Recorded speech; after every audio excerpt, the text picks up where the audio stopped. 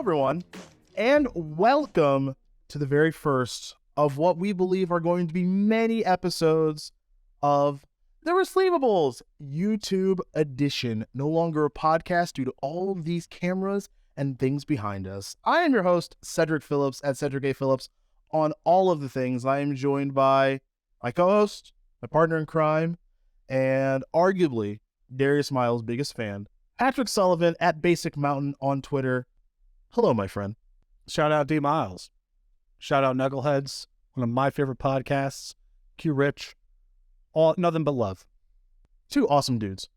Yeah, they're phenomenal. Two just great dudes. So much fun, so many great stories, and an inspiration for me to take this to video form. If we can get close to what they've accomplished with their podcast and everything, I'm going to say we're doing pretty good for ourselves, yeah? Definitely. I mean, they get some big hitters in interview-wise, and you and I, for a while, no interviews. No. Not looking to, so the format's a little bit different, but absolutely. Two legends and big inspirations for me for doing this on the video. Well, we are here on video. We are no longer a podcast.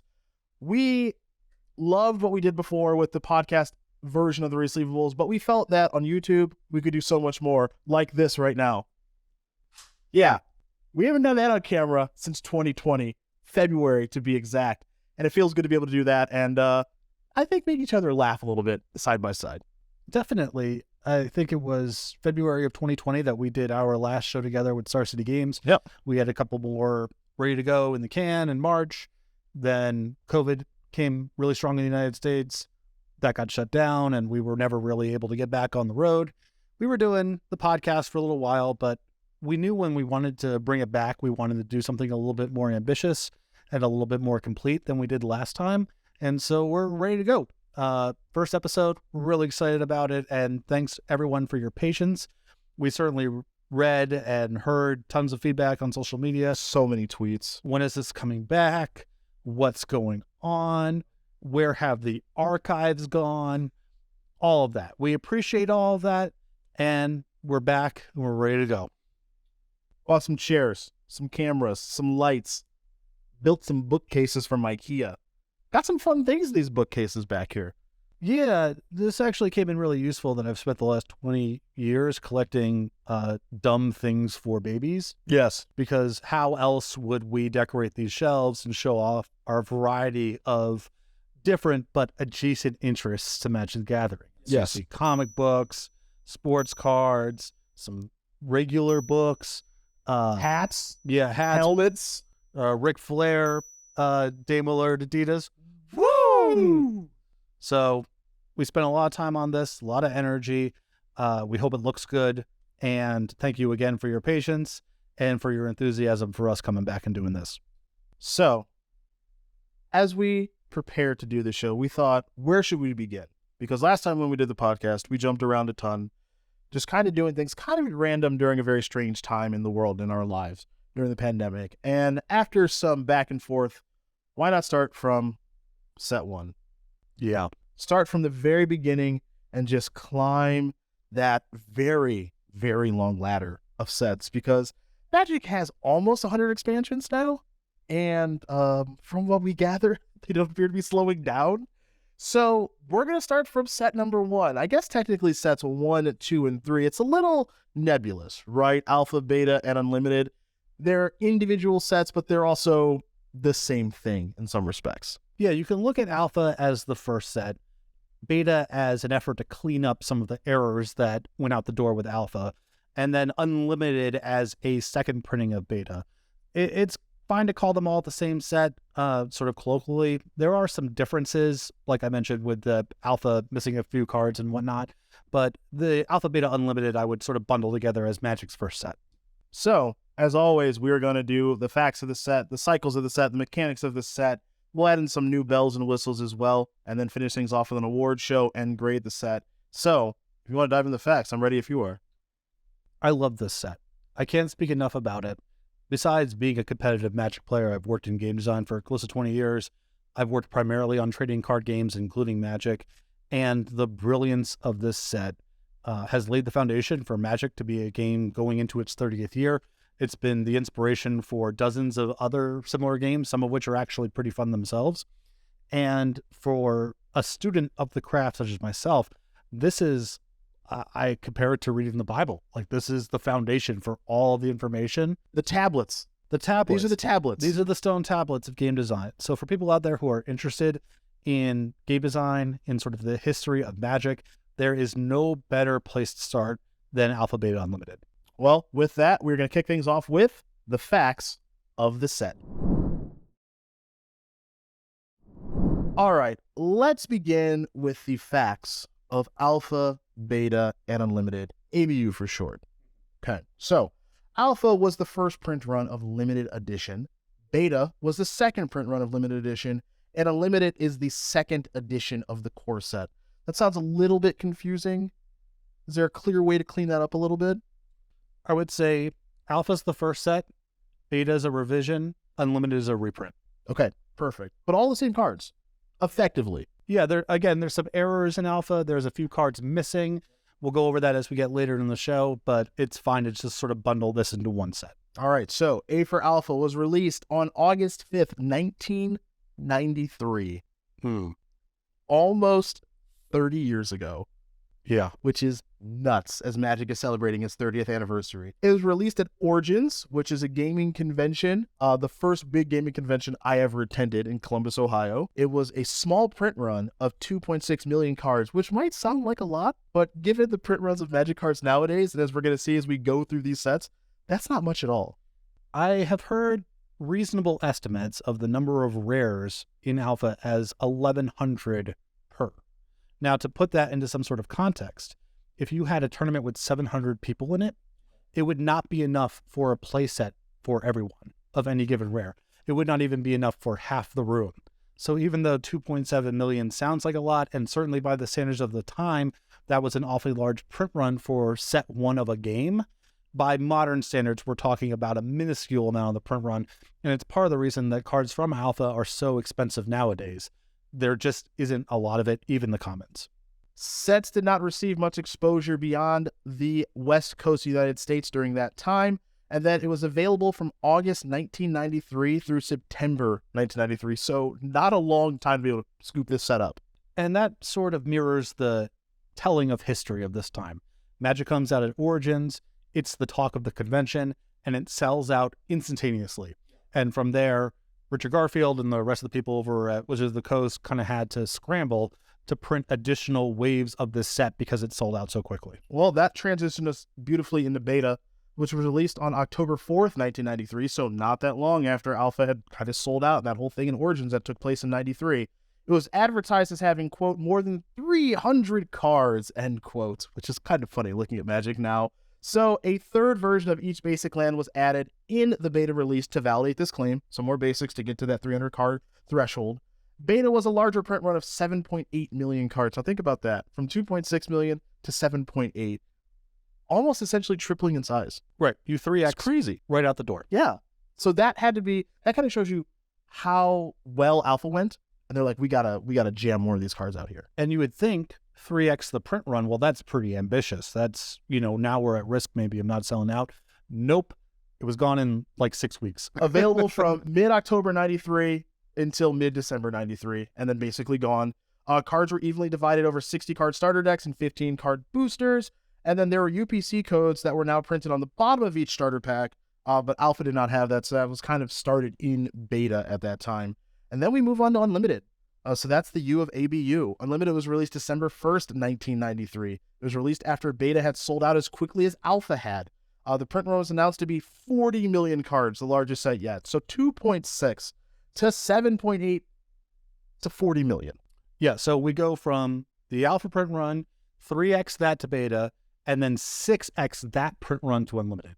And it also sold out basically instantly. Can you imagine if they were wrong about this, like the popularity of their game? You kind of left holding the bag? Oh, I mean, I've worked on card games where we had a set one that did really, really well. And then set two, we sort of printed to that demand and a little bit more. And set two did not do particularly well. And the game basically never recovered. Yeah. So it is a huge risk to be printing this much even though by modern sensibilities, this is a tiny fraction of the print run of any Magic set, of any sort of Commander release. This is so much smaller. But at the time, this was a pretty big roll of dice because, if you printed unlimited at 6 times what you printed in beta and the demand sort of dried up, there might not be another set. Yeah, there might not be Antiquities or Fallen Empires or any other sets that we're going to cover over the next handful of years. Unlimited was available from mid-January 94 through mid-March 94. Cards were sold again in 60-card starter decks and 15-card boosters. The original plan of the creators had been to mark Unlimited cards with a gray border, not white, but they found out that this was technically too difficult and had to settle for what they considered to be the much less aesthetically satisfying white border.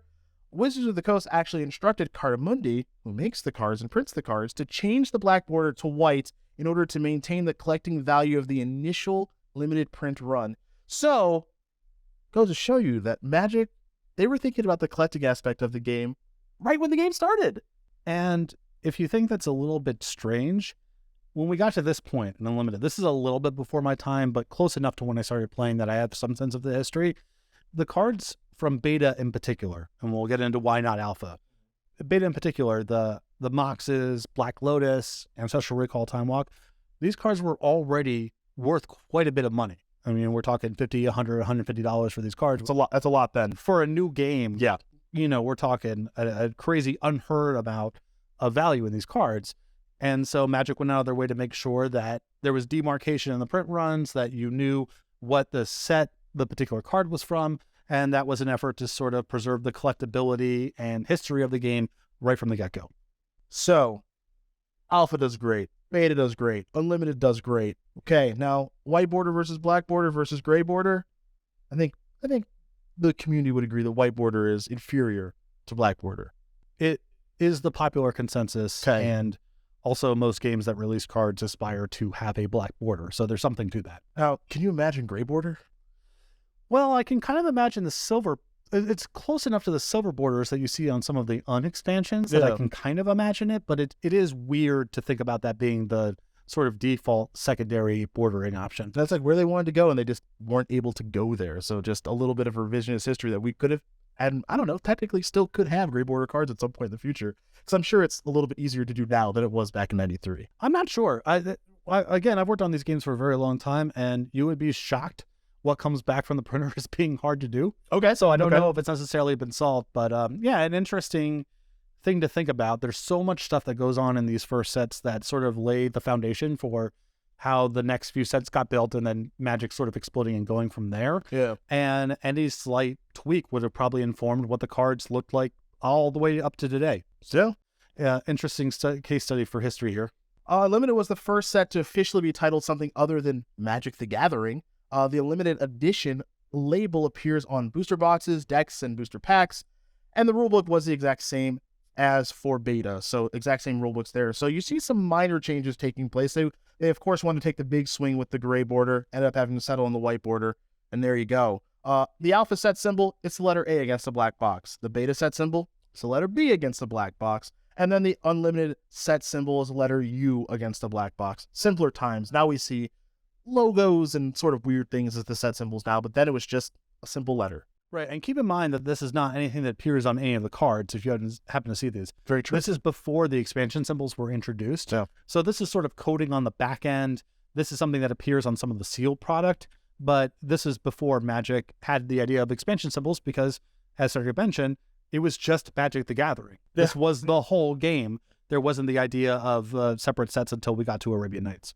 Let's talk quantities in these sets. Alpha contains 295 black bordered cards, 74 commons, 95 uncommons, 116 rares, and 10 basic lands. Beta contains 302 black bordered cards because they had to add a couple of cards to get over that 300 card threshold that they were promising everyone.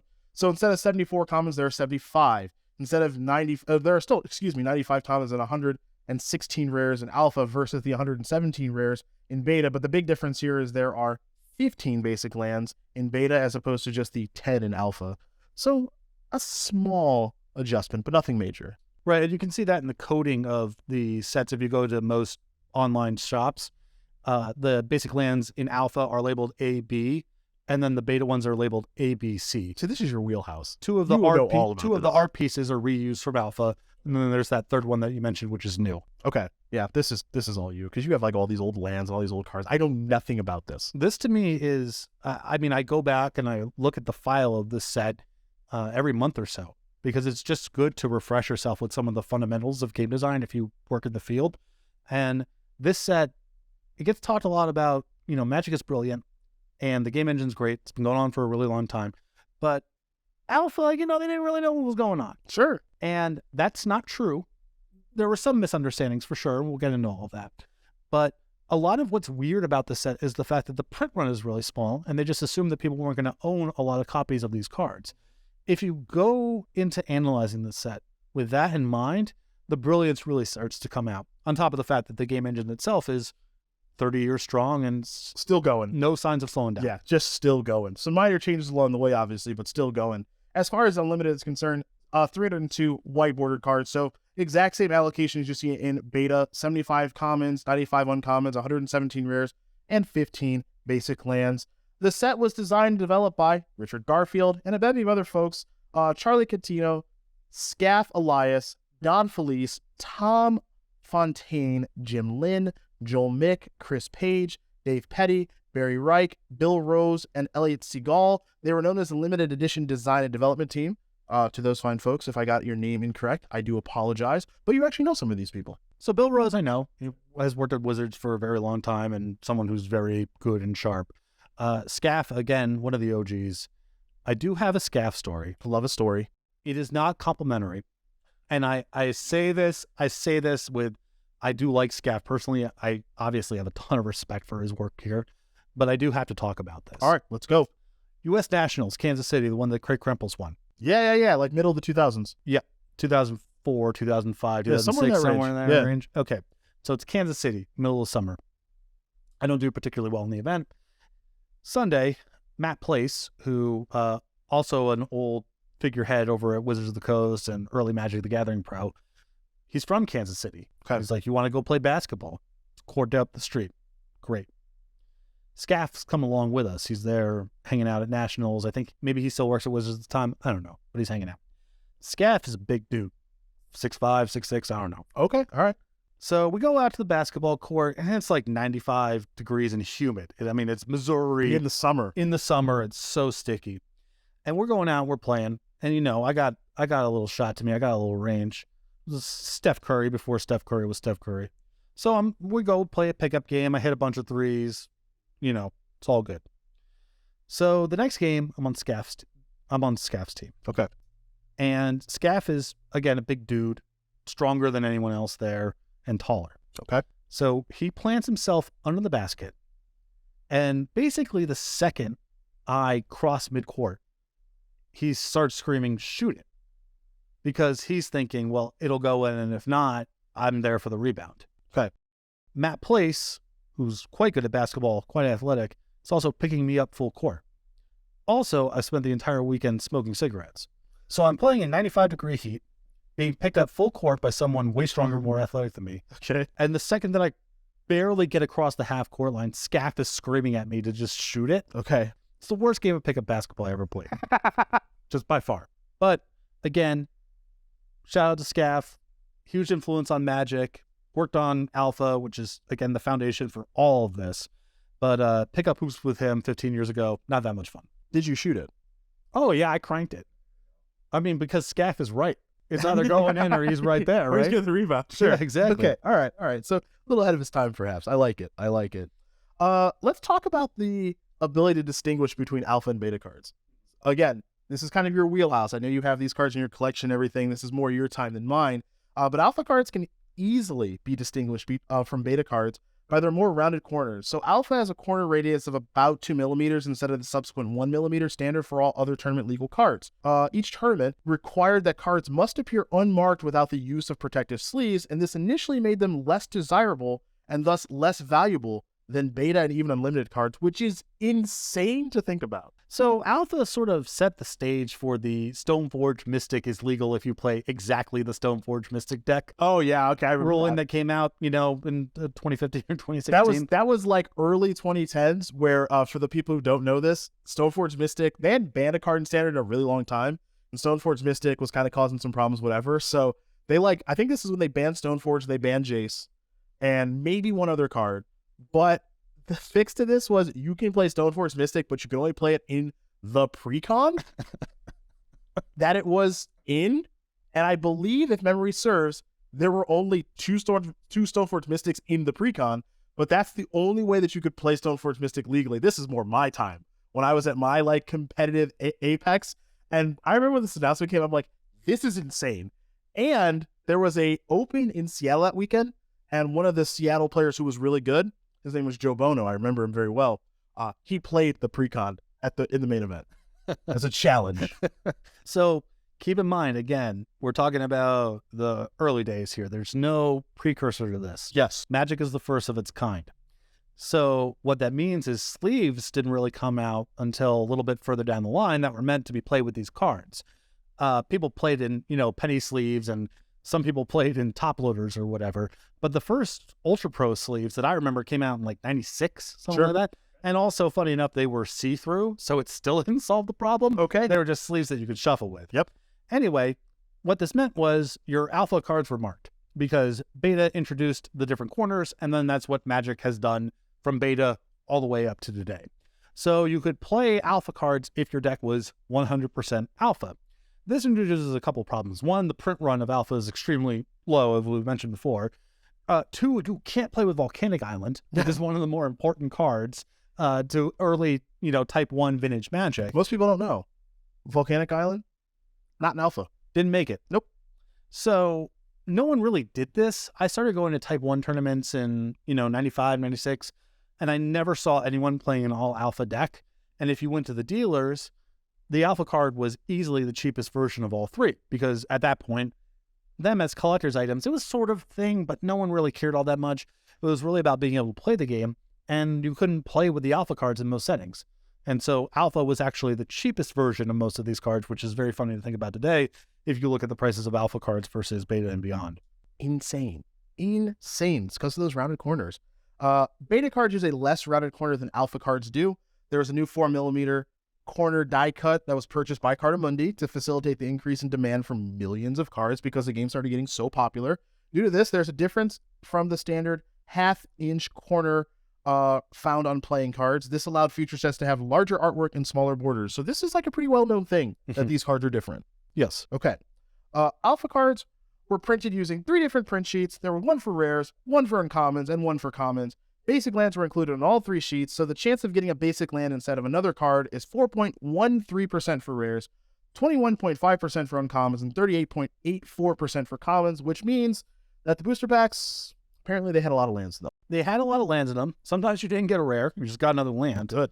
Now, at the time, you probably didn't know because, again, there was really no information out there until a little bit later about what was the rares, what were the hard-to-find cards. Sure. Not really known information.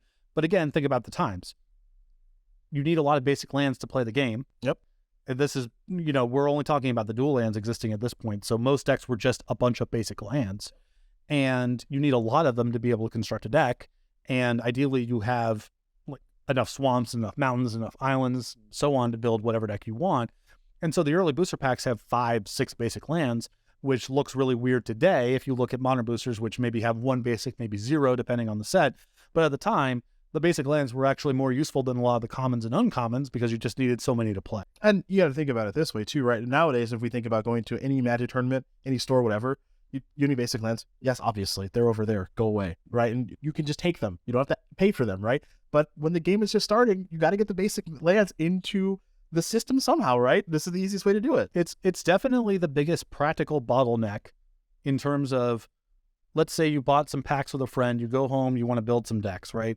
Even if we make a rule that says, let's build 40 card decks instead of 60, whatever the case may be, the biggest practical challenge that you will encounter at this time is we don't have enough lands to play with. Sure. And like proxying as a concept doesn't exist at this point. And you're also writing over your spells and creatures to replicate your lands if you're doing that sort of thing. It Yeah. makes sense. Yep. So again, it is weird if you look at it now, and if a modern Magic player were to go open up a pack of Alpha, Beta, Unlimited, Revised, the first thing they would probably comment on is there's so many lands in this pack.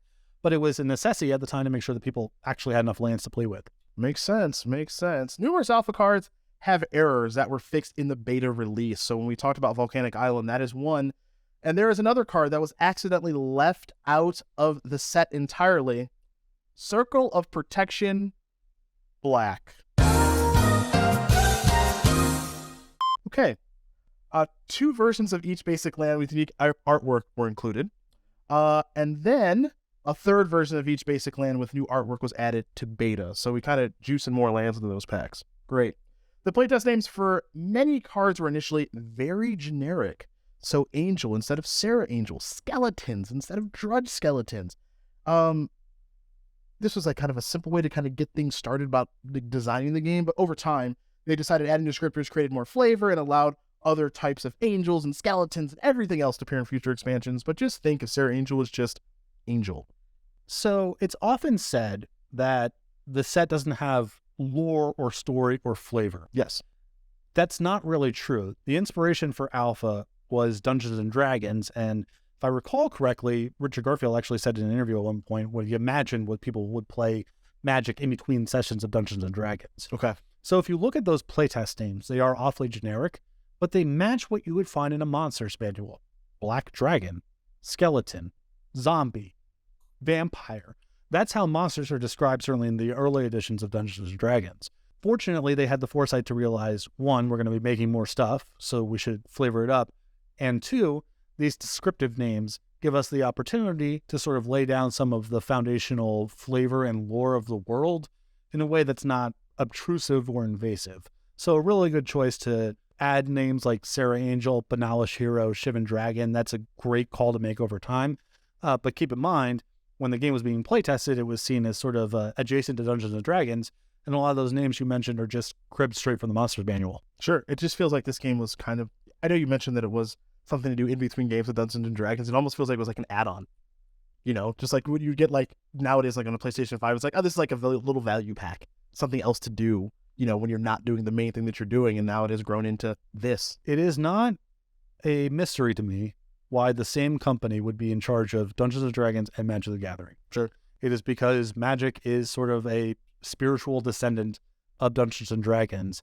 Even though the games are very different in a lot of respects, they share so much in terms of the flavor, the lore, the history of the world building, that even though on a game engine it is a little apples and oranges, it makes a lot of sense for them to be seen as sort of a pairing. Got it. Okay. So we dove into the playtest names. Now we'll take a look at the rarity of many cards, which was based on the idea that players would have a limited set of cards in a particular area, such that there would only be a few copies of Mox Sapphire and Black Lotus in a particular area, thus naturally restricting the power of these cards. I'm laughing because the thought of this is very humorous to me. The rapid popularity of the game, however, created a much larger community of players than initially anticipated, making it possible for players to amass large collections of these powerful cards, which essentially means that someone could just go like, I have 20 Black Lotuses, right? And the rest of the, I was going to say the rest of the room, but like the rest of this segment of the country doesn't have any. So to circle back to Alpha. Okay. 1,100 rares in circulation.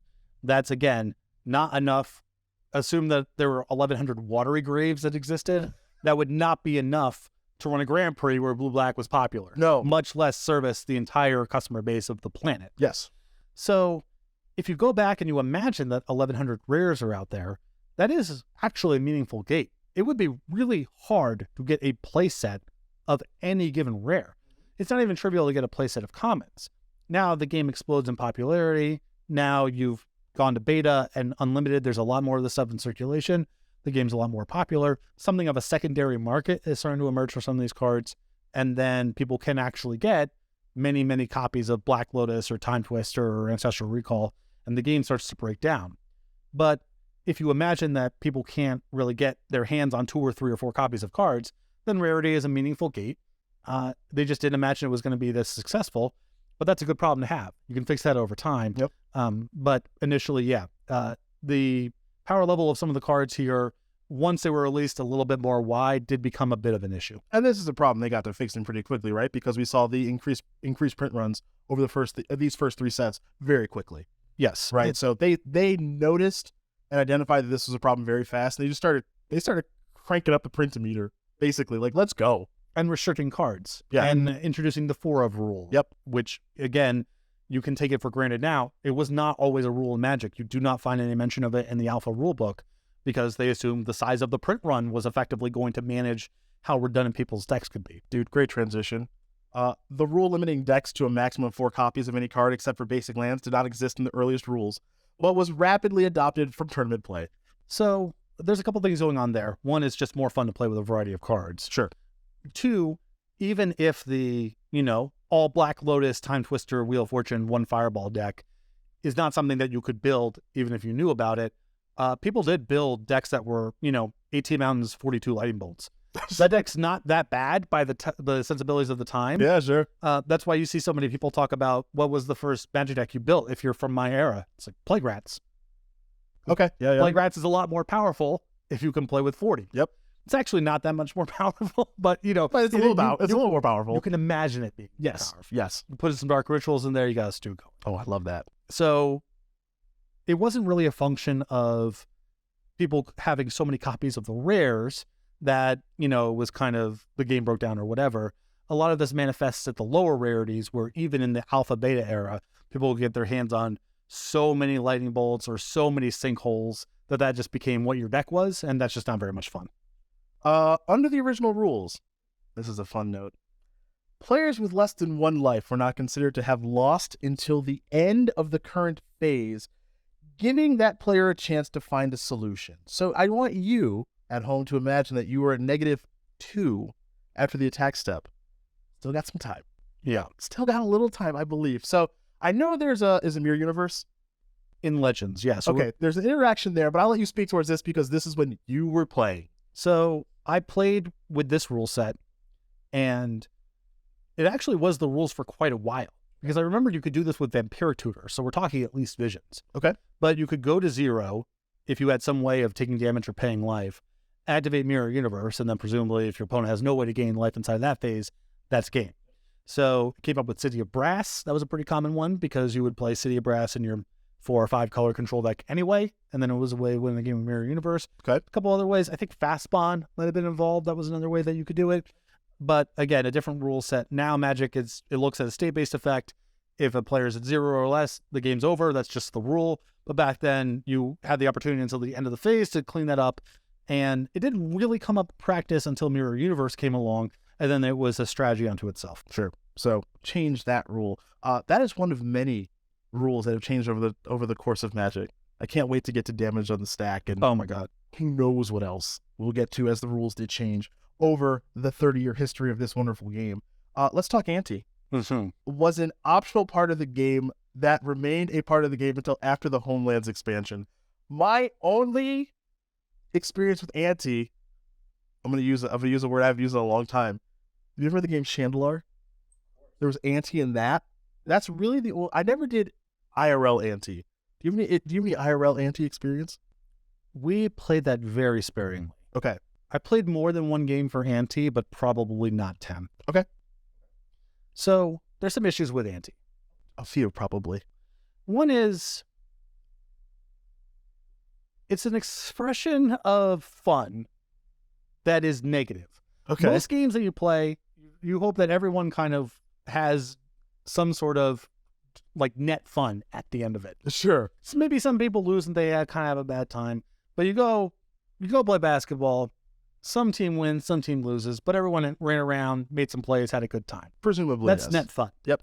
So ante is the opposite of that, in that if you win a game of ante, you have received a random card. Who knows what the value is, or if you even want to play it. Okay. If you lose a game of ante, you no longer have a deck because now your deck is 59 cards. You don't have a deck anymore. You gotta go get something. Okay. It's also the rich get richer because if I'm an experienced player, I've been playing for a long time, I am likely to beat you. And also, it's more painful if you're newer because you don't have a collection that can replace the cards that you're losing. Multiply all of that by the fact that the ante cards, some of them at least, might be the most powerful cards in the set. We talk about Black Lotus and Ancestral Recall. You want to argue about which one of those is stronger? Or, it depends, time and place, whatever. They're both weaker than Contract from Below. Yep. Contract from Below is just black, draw 7. Put another card in the ante. Well, I'm not going to lose. I just drew 7 cards for 1 mana. So it's really problematic, and it's not surprising to me that this quickly got de-emphasized. Even though Ante itself, they continued to print cards, I think all the way up to Homelands. That was the last set that had Ante in it. Correct. It wasn't common, at least in my experience, to go to a local card shop and see people playing for Ante. Most people just ignored it. So spur of the moment idea. I know that money drafting is kind of dead now. Mm-hmm. What if do you think we can resuscitate Ante at events? Let's just do that. The problem is that I think you could do it if the rule is like, okay, everyone's got to put up a card that's worth $20. If you just use it as a proxy for cash, I think that's fine. Okay. The problem is losing a card out of your deck is so much more painful than the costs of the card because you might be sentimentally attached. At this time, with the print runs being so small, you might not be able to replace it. Like, imagine you lose your Shivan Dragon, you're playing Alpha. There might not be another person in your state that has a Shivan Dragon. That just might be it. Yeah, that's true. So it's not a good idea. Even if you had some 2023 game design sensibilities about it, it would still be a bad idea. But going back into time, it was really rough. Sure. And just not a common way that the game got played. We're going to talk now a little less about Ante and a little more about artifacts. The 3 different types of artifacts that did occur in ABU. There were mono artifacts. These artifacts have activated abilities that can only be used once and require tapping the artifact when used. These now have been errated. They now have the tap symbol to signify the activation cost. Examples include all of the moxes, Soul Ring, Ice Manipulator, Black Lotus, whatever. So there's a question, why would you do this instead of putting the tap symbol on them? Because they had the tap symbol at this point. I don't know. Because it creates confusion with creatures. Because they want artifacts to have haste. You can tap your Mox or your Ice Manipulator, the turn it gets played, but your creatures, your Birds of Paradise, has to wait a turn. Has summoning.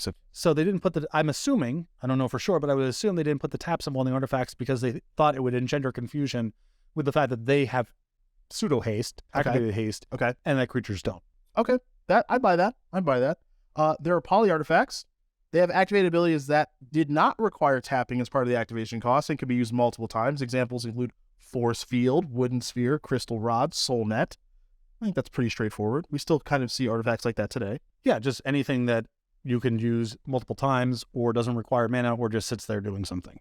And then there were continuous artifacts. They have a continuous effect that did not require activation. Under the original rules of the game, these were turned off when they were tapped, and under modern rules, this only occurs if stated in the card's rules text. So for you vintage cubers out there like myself, I'm sure you've seen on Howling Miner Winter Orb that the effect is shut off when those cards are tapped. On Sunglasses of Urza, a Patrick Sullivan favorite, and Meekstone, those are other examples of continuous artifacts that they work when they're untapped, they don't work when they're tapped. And I think the reason to have that design space or to make that part of the mechanic is, again, the idea of this game is Dungeons and Dragons, and there is a concept of artifacts being inert, of being able to be shut off. So you might ask yourself, why would they bother with this rule that really only affects like Icy Manipulator and Twiddle? Sure. It's not like there's a lot of artifact tapping going on in the set. Yep. But it was expression of flavor of the idea that this thing could be shut off and its powers turned off is, a D&D trope. You're going to be interrupted by me and fellow interrupts. That is a thing, by the way. Interrupts were a card type. They were like Modern Instants, only faster. Bang! This meant that when an interrupt was played, only other interrupts could be played in response. The timing rules of interrupts required errata for some cards, such as Red Elemental Blast, for them to work properly under these rules. Simply put, these were a mess. Oh, yeah. How do these even work? You want me to go through it? To the best of your ability. Okay, so there's another layer on top of that, which is Mana Source. Okay. Mana Source is the fastest. You can't do faster than that. Okay. I believe it appears on Dark Ritual. Yep. And then it's a game rule associated with lands. Okay. So Mana Source is the fastest thing. Yep. You cannot counterspell Dark Ritual in the rules of Alpha. Okay. Very quickly got to the point where all this was collapsed in an instance. They cleaned up the rules. Interrupts, largely seen on counterspells. I don't know if there's an example of a non-counterspell interrupt in Alpha. Okay. So interrupt basically signals this is fast enough to counter an interrupt. You can counterspell a counterspell. Yep. And certainly you can counter any instant. Instant is basically something that can be played when the stack is empty on either turn, assuming that a mana source or interrupt is not on the stack. Got it. Okay. Good explanation. The rules are relatively similar to what they are now. In practice, there are some edge cases where counterspells basically act as split second, where you can't respond with your instant. There's some, lightning bolt giant growth kind of exchanges where someone has a counterspell. It is very, very different. Yeah. The rules aren't actually very different in a practical sense, but it is nonsense to have 3 different speeds of instant. One which is super instant, which is actually not the fastest instant. That's just the second fastest one. Sure. Mana source is the It's fastest one. Yeah. They cleaned all this up pretty quickly. But if you played back then, you might know, someone Dark Rituals to pay the upkeep on their Demonic Hordes. You can't counterspell that. Came up from time to time. And my last fact of the set. Walls. The only creature type with the rule associated with it in Alpha, Beta, Unlimited. They can't attack. Now, this got changed in Kamigawa block when walls were given errata to have the defender ability. And we still see walls today in 2023 in sets. They all have defender. Yeah, if I had one sort of macro critique of the file, it would be that there's a lot of damn walls in this set. Like, for the needs of the game engine, the fact that creatures are terrible and it's just so easy to just block all day anyway. Sure. The fact that there's like 7 walls that nothing can attack past, not even the rares, I would probably go back in time and change a little bit of that. Okay. But at the time, they were kind of appealing cards. Sure. Like a Wallstone in 08. It's huge. What are you going to do about that? Yeah, that's the biggest thing in the world. Yeah.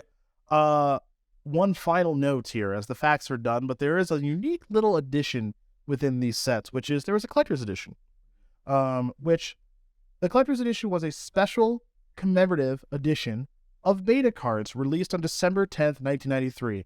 I know what you're all thinking. A collector's edition. We've never seen that before. That's right. We never. A set of proxies? That's not a thing. Different backs? Yeah, that would never happen, except in 1993. That's the only time it's ever happened before. 13,500 copies were produced by Wizards of the Coast. 5,000 of them were printed as the International Collector's Edition, some of which were sold in the U.S. and Canada to make up for the shortage in the regular print the regular print run, and the remainder sold overseas. The difference between the international and domestic versions is the International Edition says International Edition on the back of the card. Cards have square corners and a gold border on the back. They're not legal for DCI sanctioned tournaments. Crazy they would print something that's not legal. That's a collector's edition that's not legal for tournaments. Well, the cards can be cool to look at. I mean, what was the MSRP on these things? $50? $50 for every card in beta? I can't imagine it was much more than that. I don't have a price breakdown on my info sheet. I don't know, if you just want to look at the cards. You can't play with them in tournaments. You just want to look at the cards. $50 for the entire set. It's a reasonable price. It's not bad. Yeah, it's a reasonable price. Now, rumor has it that you might have a collector's edition card. I have one to show the audience. It's International Edition. Okay. Now I got to turn because I think I might have put it behind me here on the bookshelf. Go ahead. I see it. I did. Here we go. So this is my one International Edition card. If you haven't seen this before, this is a Mox Pearl. And you can see the square borders here. It's pretty easy to tell. Someone play this against you in a tournament, you'd probably be able to tell by the corners. But if you can't, the back, gold border, and it says International Edition. There you go. So look at you. How much is that thing worth? I don't know. I would guess $800 a K, something like that. I mean, people love these things for cube. Okay, that makes sense. Yeah, no, that makes sense. You want a black border. I mean, they're cheaper than normal boxes, right? Yeah, and if it's in a sleeve, you don't see the front, so it doesn't really matter. Right. Okay, I buy it. Well, guess what? That and those are the facts of Alpha, Beta, and Unlimited. When we do come back, we are going to dive into the flavor and storyline of this set. There's a lot going on there. See you in a sec. It is now time to dissect the flavor and storyline of Alpha, Beta, and Unlimited. Kind of a new thing that we're going to do on the show, right? Because one thing about Magic that they have definitely leaned into, which is the Ghost, is they're like telling pretty engaging stories now in all their sets. The most recent one is not Rise of the Eldrazi. Phyrexia All Will Be One, right? They're telling stories with Elish Norn and all these prayers and everything else. However, that's not the case with this initial set of Magic the Gathering cards, there is no specific storyline. Although the cards have a lot of flavor built into them and they're doing some minor world building, it's not near to the degree that we're seeing in Magic sets over the past, I'd say 5, 6, 7 years. Flavor text in the cards describe the characters of many people and places of Dominaria and elsewhere, and names were established in Alpha that were expanded upon later, like Urza, like Mishra. But for the most part, this set is just Dungeons and Dragons cards, basically. So there are no legends. Before legends existed as a mechanic. Okay. There's no protagonist that's really described. You are the main character, and you are sort of exploring Dominaria, which is this Dungeons and Dragons sort of inspired world. So there is no flavor in terms of what's the story here. There really isn't one. There's a world, you're a planeswalker, you fight other planeswalkers, but you're sort of just observing the creatures and different spells and whatnot. But there is definitely flavor inside of that. Sure. For example, you can look at names like Benalish Hero and Merfolk of the Pearl Trident, Mon's Goblin Raiders. These are names that suggest a town, a city, a place in the world.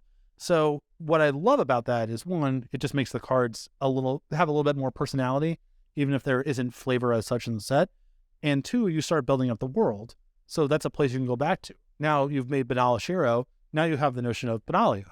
And there's a lot of things you can do with that name, and Magic has done that for forever. Still reference Benalia even up to today. There is also flavor, I would argue, in the way that the rarity is executed and the sense of you as a Dungeons & Dragons campaigner. For example, you look at Sea Serpent. Sea Serpent's a common, and it has Island Home, which means it dies, you don't have an island. So Sea Serpent's huge, but it is essentially just a common animal you find in the world, and if it doesn't have access to water, it dies. That's a pretty easy story to follow. Now let's look at some of the rares. Lord of the Pit, Demonic Hordes, Force of Nature. They all have pretty arduous upkeep costs, and if you don't pay the upkeep costs, they don't die. They do something bad to you. Okay, that conveys a sense of you trying to contain or corral this sort of demonic presence in the case of the black card, or this sort of elemental of green energy in the case of Force of Nature. Sure. That they themselves are sort of autonomous creatures. They aren't upkeep costs that if you don't pay, they go away. They punish you if you do something bad. So there's a sense from Sea Serpent, which is this thing needs water to survive, up to the rares that are about, well, you're sort of trying to struggle to contain this terrible monster that you've summoned and try to fight off your opponent. That does convey something about, yeah, there's sea serpents all over the place and they're just kind of normal creatures. But there's not like a lot of Force of Natures. And if you summon one of them in a fight, you are risking being killed by your own summon. So all that I would say is an expression of flavor, even if it isn't Mishra versus Urza or Elish Norn versus or Emrakul versus. There is a story being told there, but it's discrete, one-to-one kind of cards and not trying to convey something about the world necessarily. It's interesting. I never looked at it that way. I study this all the time. I can tell. I go back and read this file. It is brilliant.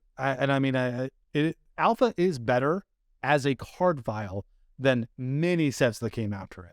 This thing is very clearly a labor of love. There's an understanding. I don't know if it's an understanding or just a brilliant intuition about game design. The way the rarities are executed in this set is better than many sets that come after it. And the way that sort of tone about the world is conveyed through names and through rarities is also brilliant, even though it doesn't have the same sort of story building that we associate with modern Magic the Gathering sets. Well, that does it for our flavor and storyline aspect of the show. As we get into more episodes and more expansions, this section of the show is going to be significantly longer, I would say, because, again, they've done a great job of world building and designing legends and all these other things that we have grown accustomed to over the 30 years of Magic. But to kick things off with ABU, there's not a ton of it. But what I can tell you is there are a ton of mechanics that we're going to go over in just a bit. Now, it is time for an aspect of the show that we used to do before, and we're doing it again. But this time it's like a little different. Now, here's why. In the sets that we covered previously on the podcast version of the show, we were jumping around. We were going to Cold Snap and, Khans of Tarkir, I think we did at some point, and Shards of Alar and all this other stuff, right? And all those sets are built around specific mechanics. But when you're talking about Magic's first set, I wouldn't say that it's built around a specific mechanic. Again, if we just look at Phyrexia All Will Be One, it's like built around toxic, and it's built around oil counters and some other things going on there, right? And that's kind of the framework for the set. And you can look into the framework for a ton of sets. When you look at the first one, the mechanics aren't building the framework. The mechanics are building the game about what these cards do, what these creatures do that are not just making them all vanilla creatures, right? So this set, Alpha, Beta, Unlimited, all three, I guess, technically, this introduces kind of the foundation for the game. So the first ones we're going to talk about here: Trample, Protection, Landwalk, Flying, Regeneration, First Strike, and Banding. Now, that last one, Banding, we're going to save for last because there's a lot going on there. But I know you wanted to break down Trample, Protection, Landwalk, Flying, and Regeneration to kick things off. It's kind of I guess they're all kind of related to one another, even though it doesn't seem like they are. So what's interesting about all these keywords and mechanics is they're all on creatures. Okay. Everything here is about creatures and creature combat. And I think that's pretty revealing because what is a structural sort of flaw or challenge with Magic's game engine? I would argue that if we're just sort of playing creatures, it quickly gets to the point where neither player can profitably attack because the defending player is advantaged in a number of respects. The attacking player has to commit their attackers before the blocking player has to block. The blocking player also can double block or triple block. These are all things that cause, if I have some 2/2s and some 3/3s, and you have some 2/2s and some 3/3s, and I attack, I get blown out. And if you attack, you get blown out. Okay. So a lot of the keywords that you're seeing here, Trample, Protection, certainly Flying, Landwalk, Regeneration, kind of arguably, they all help to allow someone to continue to attack even if the opposing player has creatures out. So I would argue that some of what's going on here is also about flavor. Part of Flying's brilliance is it's so easy to understand. You could show that to someone who doesn't even play Magic. They would probably be able to guess what was implied by it. And it also serves a mechanical need. Trample, maybe the story is a little bit more vague, but it's much the same thing. It's an easy story to tell, and it helps the attacking player continue to attack even if the board starts to bog down a little bit. Okay. And why I'm critical about some of the other mechanics that we're about to talk about is because it cuts in the other direction. So let's talk about one of those. First Strike. I know you're not particularly fond of this, and I will say, I know some things you're going to touch on here. First Strike has been somewhat minimized over the years, and now we're seeing, and I'm even thinking of a card, there's a common in the new Phyrexia All Will Be One set that only First Strike when attacking. So not First Strike on defense. And over my years of competitive play, certainly when you were doing limited formats and stuff like that, First Strike was like a premium effect because it was great on offense and great on defense. So let's talk about that. So I like First Strike while attacking.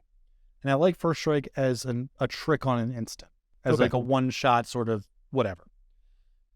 But I don't like it as a base keyword that appears on creatures very often. And that is because it is something that exacerbates the issues around the defending player being advantaged. Let's imagine I have a 2/2 First Striker, and you have 3 2/2s. Yep. I attack with my 2/2 First Striker. What happens? I'm either not blocking or I'm like double blocking or triple blocking. Right. Okay. Now, what happens if I leave it back to block? I can't attack.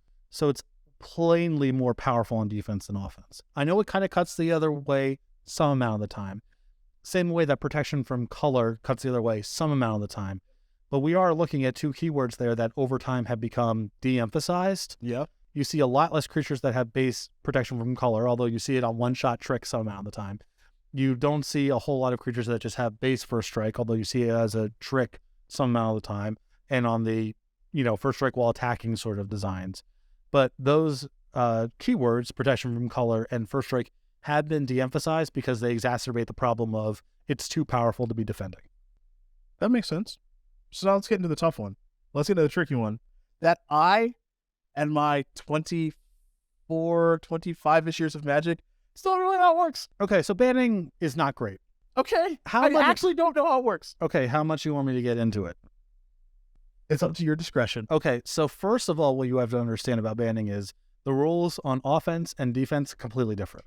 Not a great start. So when you attack with a band, you're allowed to have any number of creatures with banding, can be in a band, along with up to one non-banding creature. So you can attack with a Banalish Hero and a Grey Ogre, but you can't attack with a Banalish Hero and 2 Grey Ogres. Okay. The band is considered to have any keyword like flying or first strike if all creatures in the band share it. So if you band 2 copies of Maze of Pegasus together, I think that's the 1/1 flying with banding. Okay. And you attack with both of them together, the band has flying, can only block by a creature with flying. If you have 2 Mega Pegasus and a Grey Ogre, your banding can be blocked by a non-flyer. Because the Grey Ogre doesn't have flying. All right, so Okay. now we're through that. Okay, now what actually happens is when the defending player blocks your band, instead of them assigning damage, you get to break it up however you want to. So you attack with 3 2/2s with banding, and you block with a 3/3. I go 1/1/1. So your thing dies and nothing happens to mine. So you get to decide their combat damage? Right. Oh, okay.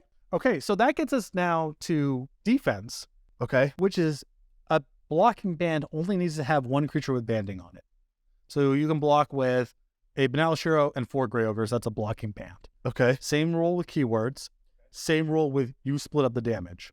So, okay, let's talk about a couple problems here with banding. One is like, okay, that rule set was wild. You'd never do that on the common. That's absurd. But also, it's so much more powerful on blocking than attacking. Because again, you have the out with someone attacks you with a band of just saying no blocks. Sure. Or you have a wall. Maybe it has enough power to block the whole thing. Yeah. If you attack into someone with a banding creature and They're getting annihilated. it's just chump attacks. It's chump attacks all the way down. You never deal any damage. You get to assign when you block, right? Right. Their So stuff? you attack with your 6/6 and Yeah. I block with a band of 6 2/2s and I'm like 1/1/1/1. Yeah, okay. It's all dead. Okay. So not only is it complicated, Okay. obviously, but also it really advantages the defending player, and it's in a way that doesn't make any sense at all. Yep. So it's not great, and it's not surprising to me that this one got kicked to the curb much faster than even Protection from Color or First Strike or many of the other ones that are a little on the problematic side. This is horrible. Again, I try not to be critical of the elements of Alpha that I don't like because it's such a masterpiece. It's the first set. They're not going to get everything right. And yeah. it's evocative, I guess, if you kind of understand how it works. Sure. But yeah, you wouldn't want to do this again. All right, so this is my first petition on the show. Okay. You know how they make these remastered sets? That's an excuse to bring it back. You can bring it back in a remastered set. Yeah, so last week I did a lot of drafting of Dominaria Remastered. Okay. Including with Ben Lundquist, who was the design lead on that set. And I didn't think to mention Where's Benalis Hero, but going back into time, maybe I should have. Benny, we know Benny's watching. You just need 1 creature with banding. That's it. 1 creature with banding is also really funny because then it can only work on defense. You basically can't attack with it. Yes. So you only get to see what it's actually there for, which is, did you attack with your your fire elemental? Okay, it's dead. Nothing of mine is dead. Do you want to try that again? What do you think is going to happen next turn? I do not. Yeah, I'm going to play another 2/2, and that's going to absorb another 8 power worth of attackers from you because that's how banding works. Banding rules, and now there's going to be a shirt in the works. Yeah, for banding. Yeah, there needs to be one. Let's talk about non-keyword mechanics. There are 4 in this set. Defender, Fear, Reach, and Vigilance. Cards with these mechanics have since been retroactively errated. So these are mechanics that exist now in the game, but on the cards in Alpha Beta Unlimited, they didn't have these words on them. So, example, Walls, none of them say Defender. They all say Defender now. They've been errated. Okay, great.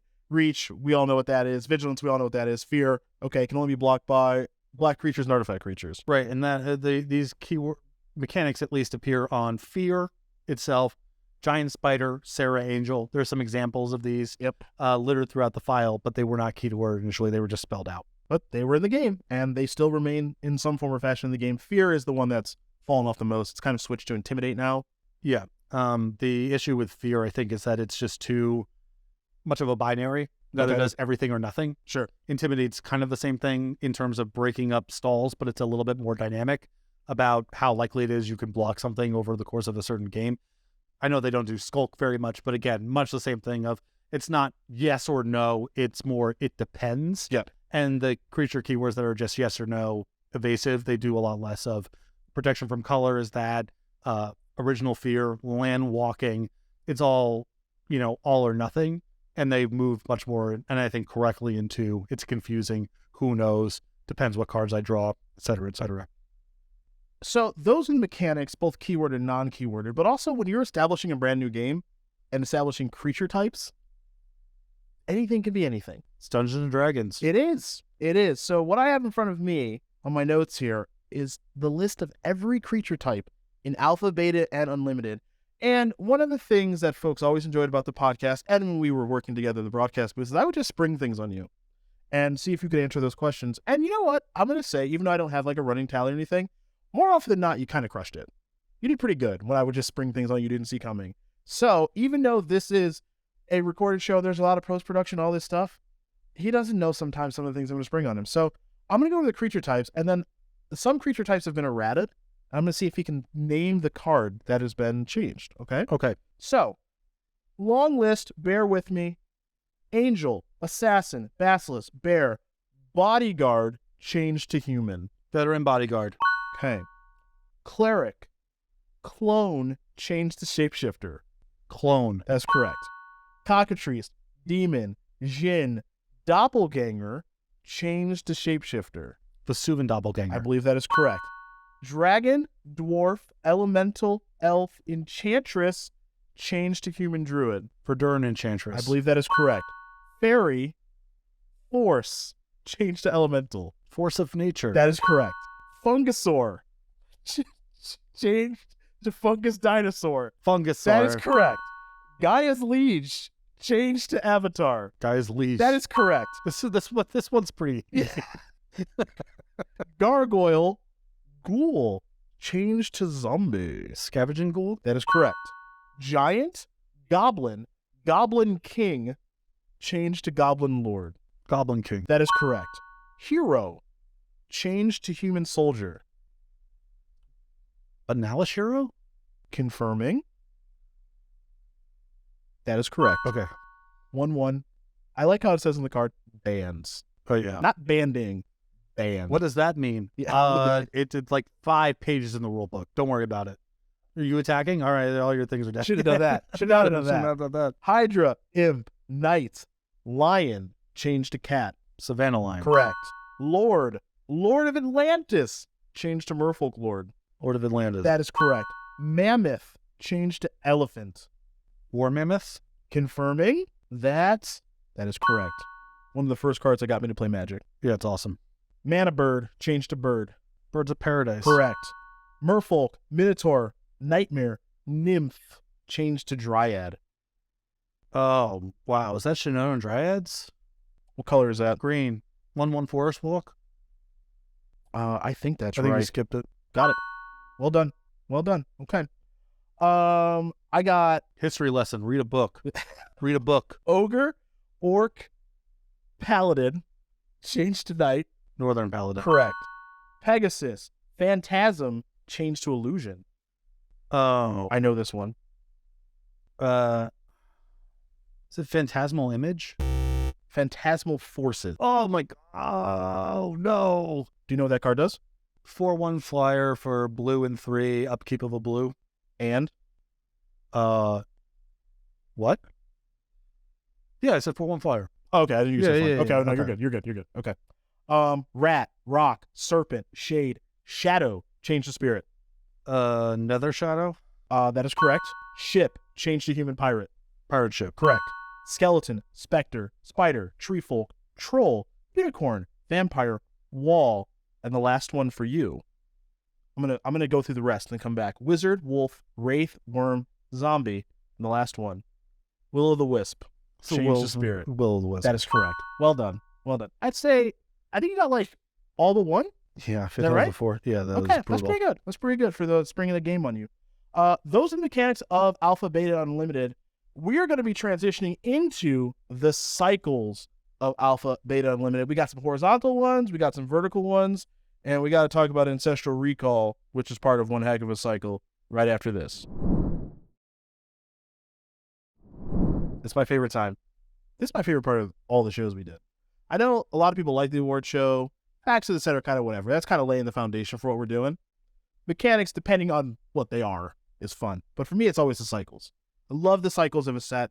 I like watching the design teams try to figure out a cycle, design a cycle, complete a cycle, whatever. And cycles are kind of the hallmark of sets to me because, you know, there's always like a worst one, there's always a best one, all that stuff. I love cycles. they give said structure. Yes. And when we're talking about cycles that go across a block, they give a sense of anticipation. Yep. I think Ravnica block, for example, the first time they printed, Sacred Foundry and Temple Garden, you were thinking, what's the name of the other one's going to be? What are the guild mages going to do, right? The cycles help sort of lay down that foundation. And even if you're not doing that sort of payoff, it is a lot of structure inside the set itself. Everybody wants to know what's the land cycle going to be for the next set, right? That's like the question everyone asks all the time is, what are the new rare cycle or new uncommon land cycle going to be? Cycles rule.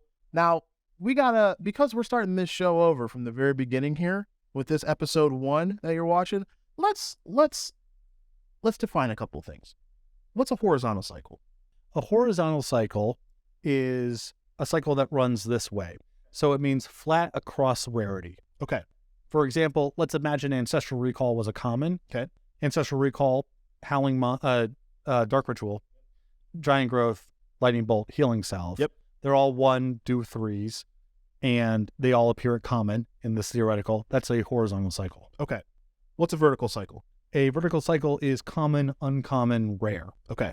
So I'm trying to think of an example for that in Alpha. I guess you could argue the red 3-mana 2/2s. Yeah, we got some trolls and stuff. Yeah, that sort of scales up in a way that I would argue is a bit of a vertical cycle, but there isn't really a lot of vertical cycles in this set. Okay. It's a lot of horizontal, a lot of, maybe you could even call it checkerboard. I don't know how exactly you would describe the cycles that are, 4 commons and a rare. Sure. Like, what does that mean exactly? Sure. But it's mostly horizontal in the set. We're going to start with the most simple of horizontal cycles. We talked about the basic lands a bunch. You had to have them a lot in booster packs and everything just to get them into the infrastructure of the game. It's arguably Magic's first cycle. Yep. Plains, island, swamp, mountain, forest. Gotta have them. And another part of the value of doing cycles in your first set is it is an expression of the color pie. It helps express to players what each of the colors are going to be about.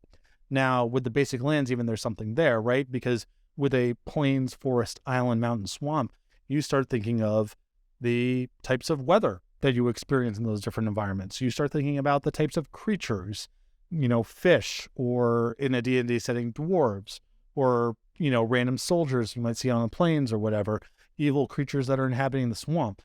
So it does a really good job of laying down the expression of what the colors are going to be about, both mechanically and with the flora and fauna you should expect to see across the colors. Let's talk about another land cycle here, the dual lands. You have the ally-colored ones in Tundra, Underground Sea, Badlands, Taiga, and Savannah, and then the enemy-colored ones in Scrubland, Bayou, Plateau, Tropical Island, and in Beta and Unlimited, Volcanic Island. In Alpha, no, wasn't in there. 10 rare lands with 2 basic land types, and arguably the best lands of all time? I think so, in terms of multicolor lands. Yeah. Yeah, I don't think you can do better than the originals. Okay. Nor should you. And you know what? All the art on those cards is good, and they just look awesome as game pieces, in my opinion. I think they're just really good-looking cards. Yeah, when I was a kid, again, I started with Revise, so a little bit later, but the first cards that I just collected were dual lands because of the swirly treatment inside the text box. Yeah. Another really good example of rarity sort of informing what you can do with the file. The game breaks down pretty fast if everyone has 40 dual lands. Sure. Especially when we're talking about a time before Wasteland, Price of Progress, things that punish people for it. And a lot of the first Magic decks are littered with just a ton of dual lands. But again, if people don't have very large collections, if the red-black player has 1 Badlands in their deck, who really cares? The stuff really only starts to break down when we're talking about complete collections and playsets of everything, and that really wasn't a consideration at the time. So even though these are strictly better than basic lands in the set, there's nothing that punishes non-basic lands. I guess you could kind of argue land walk is that sort of thing, but not really. It doesn't really matter because you just assume people don't have a lot of copies of these cards. Speaking of cards that people don't have a lot of copies of, moxes. Mm-hmm. Pearl, Sapphire, Jet, Ruby, Emerald. Each of these rare artifacts has a mana cost of 0, taps for a color of mana. It's another horizontal cycle. And another indicator that the people working on this game were a lot smarter about power level than they get credit for. Again, it's a different time. You couldn't do cards as powerful as the moxes now because players would just be upset. There's an understanding of how strong they are. But at the time, it's a mystery. The average player who starts playing Magic probably doesn't have an appreciation for it. You talk to old school players all the time who talk about trading their Mox Ruby for a Shivan Dragon. Yep. It wasn't like they were ruinous to the games at that time. Even though they look like basic lands, they appear rare. The people making this game understood that these cards were pretty busted. Yep. But again, if you just assume one person in your play group has a Mox Emerald in their deck full of unplayable green creatures, doesn't really matter all that much. And also, this sort of stuff, again, to go back to Dungeons and Dragons, it conveys a tone. There are really rare and powerful artifacts that litter the universe. Not everyone has them. Not everyone is fully equipped. But in your travels throughout the world of Dominaria, you might encounter a planeswalker who's acquired one of these very powerful artifacts. And again, it sets the tone for what the world looks like. Yeah, and I think it does a nice job of setting the tone. Yeah, and the pieces of art are just beautiful and iconic. And let's get to some fun ones. Okay. Let's get to the laces. Pure lace, thought lace, death lace, chaos lace, changing colors, and life lace. Each of these rare instance permanently changes the color of a permanent. That's blue now. That's green. That's white. I think moon lace, like single blue, I think that thing changes things to colorless. It's like a Greg Hatch special. First of many Greg Hatch shoutouts on this show, to be sure. This is a horizontal cycle. These cards aren't particularly good. They're flavorful-ish. I feel like you're supposed to do one of these. Okay. I would also argue these are not particularly flavorful. Okay. So you have some anti-color stuff that goes on the set. We'll get to more of it later, but it is through the tone of what's the color pie, what colors are allied and enemied with other colors, which was a bigger part of the architecture back then. 5 of these is really, really weird. It's a lot. I mean, I guess I can understand why they would make 5 because you're trying to fill out the file, and it just feels like if we make one, it's very easy to just go, well, let's make a blue one, let's make a red one, let's make a green one, and then just, okay, that's 5 cards, and then the set is complete. And a lot of the rares in Alpha are, I don't know, again, about intentionality, but you look at them and they sort of get the imagination going. What could I do with this? Sure. Is a lot of what's going on there. And the laces are, unfortunately, they're too narrow and too weak, and you can't really build around them because they don't even come up in all the games, even if you build your deck around them. But there is a little turning of the wheels of, what would I do with this thing? What are some cool things to switch around? So, again, I wouldn't do 5 of these going back in time, but there is room for a little bit of this in the set, I think. Lucky Charms, Ivory Cup, Crystal Rod, Throne of Bone, Iron Star, and Wooden Sphere. Each of these uncommon artifacts has a triggered ability that allows the controller to pay 1 mana to gain 1 life when a spell of a given color is cast. So, can I tell you my Wizards of the Coast Throne of Bone story here? I would love that to happen. So, Throne of Bone is the black one in the cycle. Yes. And many years ago, I sent an email to Wizards customer support asking, does Sol Kanar the Swamp King from Legends, Yep. does it have that mechanic? Because Sol Kanar is whenever a player plays a black spell, you gain a life. Okay. I go, does Sol Kanar have that text box because he is the king of the swamp and therefore resides on a throne of bone? And the reply I got was, how drunk were you when you wrote this?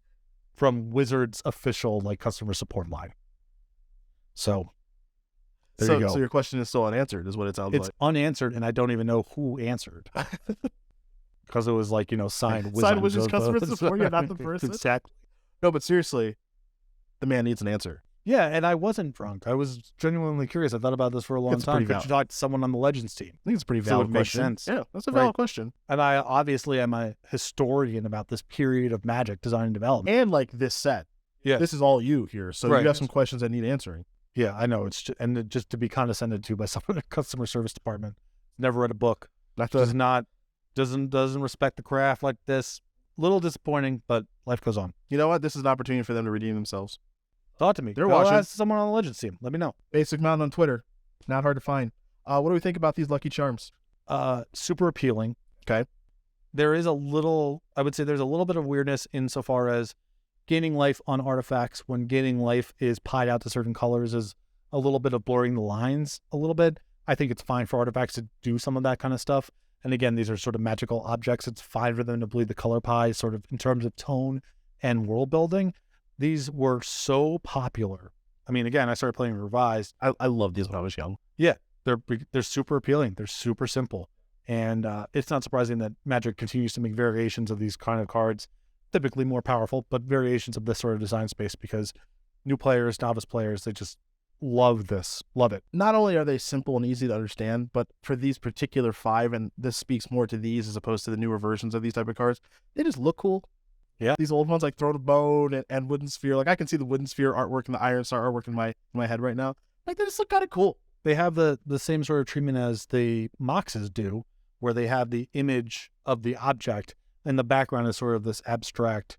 Again, it feels like you're opening up a manual in a Dungeons and Dragons book. You're pouring through pages of artwork. And to piggyback on that a little bit, the artist for Lord of the Pit, there's like a little weird icon in the corner. And someone asked, why was there this weird icon in the corner? And the artist said it just looked like something that would appear in a Dungeons and Dragons manual. That's why it's there. Very cool. Yeah. Very cool. Top-down cycle. Before we get to this top-down cycle, what's top-down mean?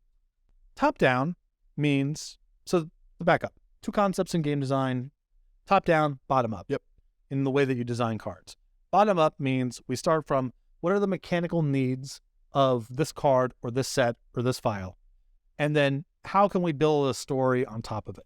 So we need a flying creature for limited. Well, what things can fly? Birds, dragons, whatever. So a bottom-up design, for example, would be we need a flyer. Okay, we'll make this blue flyer a bird.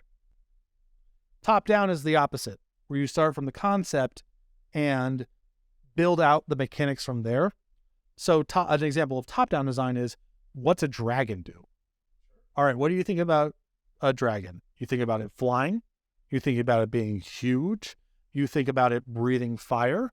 And you get to Shivan Dragon. Okay. Well, we've got a top-down cycle to go through here. Island Sanctuary, Stasis, Word of Command, Sedge Troll, Birds of Paradise. Each of these rare cards were designed in the last minute before the release of Alpha, and they were never play-tested and were just assigned pieces of unused artwork. So Birds of Paradise, a Magic staple that's been around for the beginning of the game and still sees play today, just kind of an accident. So I never knew this until you talked to me about this earlier, and it's interesting because you can kind of tell there's something weird going on with these designs. Okay. You have Birds of Paradise, which is a 5-color nod in a set that really isn't about 5 colors. Even if you go back and look at the green cards, now some of the artifacts allow you to convert colors of mana and the moxes exist. But if you look at green, you have Gaia's Liege, Force of Nature, Land of War Elves, Wild Growth. There's such an emphasis on green mana, green mana, green mana. Even aspect of the wolf, I would argue, is that sort of thing. So a 5-color enabler, super cool, awesome design, obviously, but kind of out of place with the way that green is in the remainder of Alpha. You have Island Sanctuary, probably the worst design in the set. Okay. Horrendous. Okay. Basically, a player plays Island Sanctuary, and then it's known immediately whether or not that player wins or loses the game based on just casting Island Sanctuary. Okay. Not great. Stasis, not great. I was going to say Stasis is the worst design, but I defer to you. Sedge Troll is, I would argue Island Sanctuary is worse, because if we play a game with just, I have 10 packs, you have 10 packs, we play a game, what happens is I cast Stasis and I upkeep Stasis for a little while, maybe it's boring, and then Stasis goes away. Once you're talking about larger card pools, Stasis starts becoming really bad in the way that I think you're implying. If we play a game with 15 packs and I cast Island Sanctuary, a good percentage of the time, you literally can't beat Island Sanctuary with the cards that you have in your entire collection. Okay. And the times where it's not that, it's just irrelevant. You lose the game because you're upkeeping it the whole game, and then you play a Seer Angel and kill me with it. Sure. Really bad design. Okay. So we have Stasis and Island Sanctuary, really troubled. We have Birds of Paradise, 5-color nod in a set that really doesn't have that going on anywhere else. Sedge Troll is the only card in the set that is about 2-color decks, besides the dual lands, which I think are sort of architecturally basic enough to the game engine that it's sort of its own thing. Sedge Troll says if you control a swamp, +1/+1 and black regenerates. There is no other card in the set, I believe, that is mana color A and references mana color B in the text box. I think that is just Sedge Troll. And Word of Command basically doesn't work in the rules. So those 5 cards being last minute additions, again, I didn't know about this until we talked about this earlier, but it does make some sense because they are sort of weird designs for different reasons in the context of Alpha. Let's get to the wards. Yeah. White ward. Doesn't work. Black ward. Works. Blue ward. Works. Red ward. Works. Green ward. Works. Each of these uncommon white auras with enchant creature gains protection from a given color. So it's a funny thing about cycles sometimes is just it isn't necessarily functional even if you just repeat the text box 5 times. Sure. So white ward gives your creature protection from white, thus causing white ward to fall off. Doesn't work. I believe the card was sort of updated maybe 4th edition, 5th edition to say this ability doesn't destroy white ward. Yeah. They had to call it out specifically. I don't even know if that works in the rules. I don't know if you could like carve out protection from color that way, but whatever. If you're just playing the game by itself, it doesn't work. The other wards, they work fine. Circle protection cycle. Cop white, cop blue, cop black, cop green, and cop red. Each of these common white enchantments, they cost 1 and a white. You can pay a color to prevent damage from a source of the named color. Cop black was omitted from the alpha common sheet. These cards are lame. Horrible. They're horrible cards. They play terribly. Yep. There is some amount of color hosing that's going on in the set, which I think is sort of speaking again to the size of the print run. Yeah. Let's imagine that your friend's been playing for a while and they have a really, really strong mono green deck. You keep losing to it and it's really frustrating. If you have cop green or death grip, I think death grip. The enchantment, Yep. you might be able to you could find a single card that could maybe make up for it. They play horribly, and that's a reason not to do it. But keep in mind that they were trying to orient it around the idea that like you might be coming in late. Maybe you're a novice player. Your friends might have better collections. And are there just low-hanging fruit out there at lower rarities that can help with the sort of stuff? Like, it's not lost on me that the wards, the circle protection, a lot of these, like, egregious color hosers do not appear at rare. They wanted them to be available for people to sort of even the playing odds against people with better collections. Solve some problems, basically. And then the final horizontal cycle. I have one vertical cycle, but the final horizontal cycle is boons. Healing Salve, Ancestral Recall, Dark Ritual, Lightning Bolt, and Giant Growth. Each of these instances has a mana cost of a single colored mana and an effect involving the number 3. This cycle is asymmetric in that Ancestral Recall is rare and the rest are common. So let's talk about these. They knew more than they get credit for. Yes. So what's interesting about a lot of these cycles, the circle protections, the laces, a few others, they share names. The wards, another example. These don't. They don't really share any sort of naming convention besides, I suppose, arguably, each name is 2 words.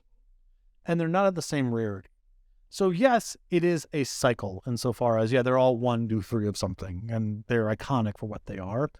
But I don't think there was the same level of intentionality in terms of getting the power level right or making them even in the way that, the wards and the circles and the laces kind of are. I think it's just, what do the colors do at a fundamental level? What is their simple, splashy design space? Okay, blue is about drawing cards, and there's nothing really else they have going on that counts numbers, right? Because counterspell, counter 3 spells, it doesn't really work. There's no easy 1, 2, 3 of something that blue has access to in alpha. So make it busted and just make it a rare. And the other ones are simple commons that are also quite strong. I mean, Lightning Bolt is a staple Still seems played out. of Legacy and Modern. Yeah. Dark Ritual is very strong in Legacy and otherwise banned. Giant Growth is like a fine standard level card. It was legal in standard all the time and get played a fair bit. Healing Salve is the weakest of the bunch. But there, again, what else do you give white that's a 1, 2, 3 of something? Especially at that stage of the game. Exactly. Right at the very beginning. It's a bit of a softer cycle. The fact that the rarities are split up complicates matters. The fact that the names don't have like a concrete naming convention is part of that too. But I think this is more about an expression of what are the fundamentals in the color pie that these colors do that can basically count up to 3 and then just make 5 cards. And if some of them are stronger than others, it's okay. Vertical cycle. We got red 3-drop creatures. I got Grey Ogre at common, 2 and a red, 2/2. That's it. Uthden Troll at uncommon. I believe that was 2 and a red for a 2/2 single red regenerate. That's correct. Okay. And then Sedge Troll, which you've already gone over, 2 and a red, 2/2 if you control a swamp, +1/+1 black to regenerate. And this cycle is very interesting to call out, even though it's very simple, because you could replace Sedge Troll with Granite Gargoyle as another 3 mana 2/2 in red. It is a 2/2 flyer with reverse fire breathing. It does summons until end of turn. And it introduces the concept of strictly betters, which is still a controversial topic in Magic. Like, are you supposed to do cards that are just better than other cards? And again, this is speaking to 1, the print run size, 2, the difference between Grey Ogre and Oath Troll, who really cares all that much. Sure. Lastly, again, Dungeons and Dragons. If you just went out exploring in the world, some of these things would be more powerful than other things. Grey Ogre, there's an ogre out there. It's basically just living its life, and its power is that it can fight sometimes. And that is expressed by being a 2/2. Trolls, they are known for regenerating in Dungeons and Dragons. You can only kill them with fire and acid in the original campaigns, and they're a little bit tougher to kill. And a gargoyle, well, that's a magical creature. It's hard to find, it's rare, and it flies. And it's not ruining anyone's time. Now, it's a different conversation when everyone has access to everything and all the information's out there, or are you supposed to do strictly betters? But early on in Magic, it helps make the world feel more full. And it also allows you to feel like your collection is upgraded. Because when you open up an Oath Troll and you're looking at the Grey Ogre in your deck, don't have to think about it. Just replace it. Yep. And that is a nice thing for new players to feel like they're understanding sort of the power level of the game. Let's get to a cycle that's not so good. Hosers. Okay.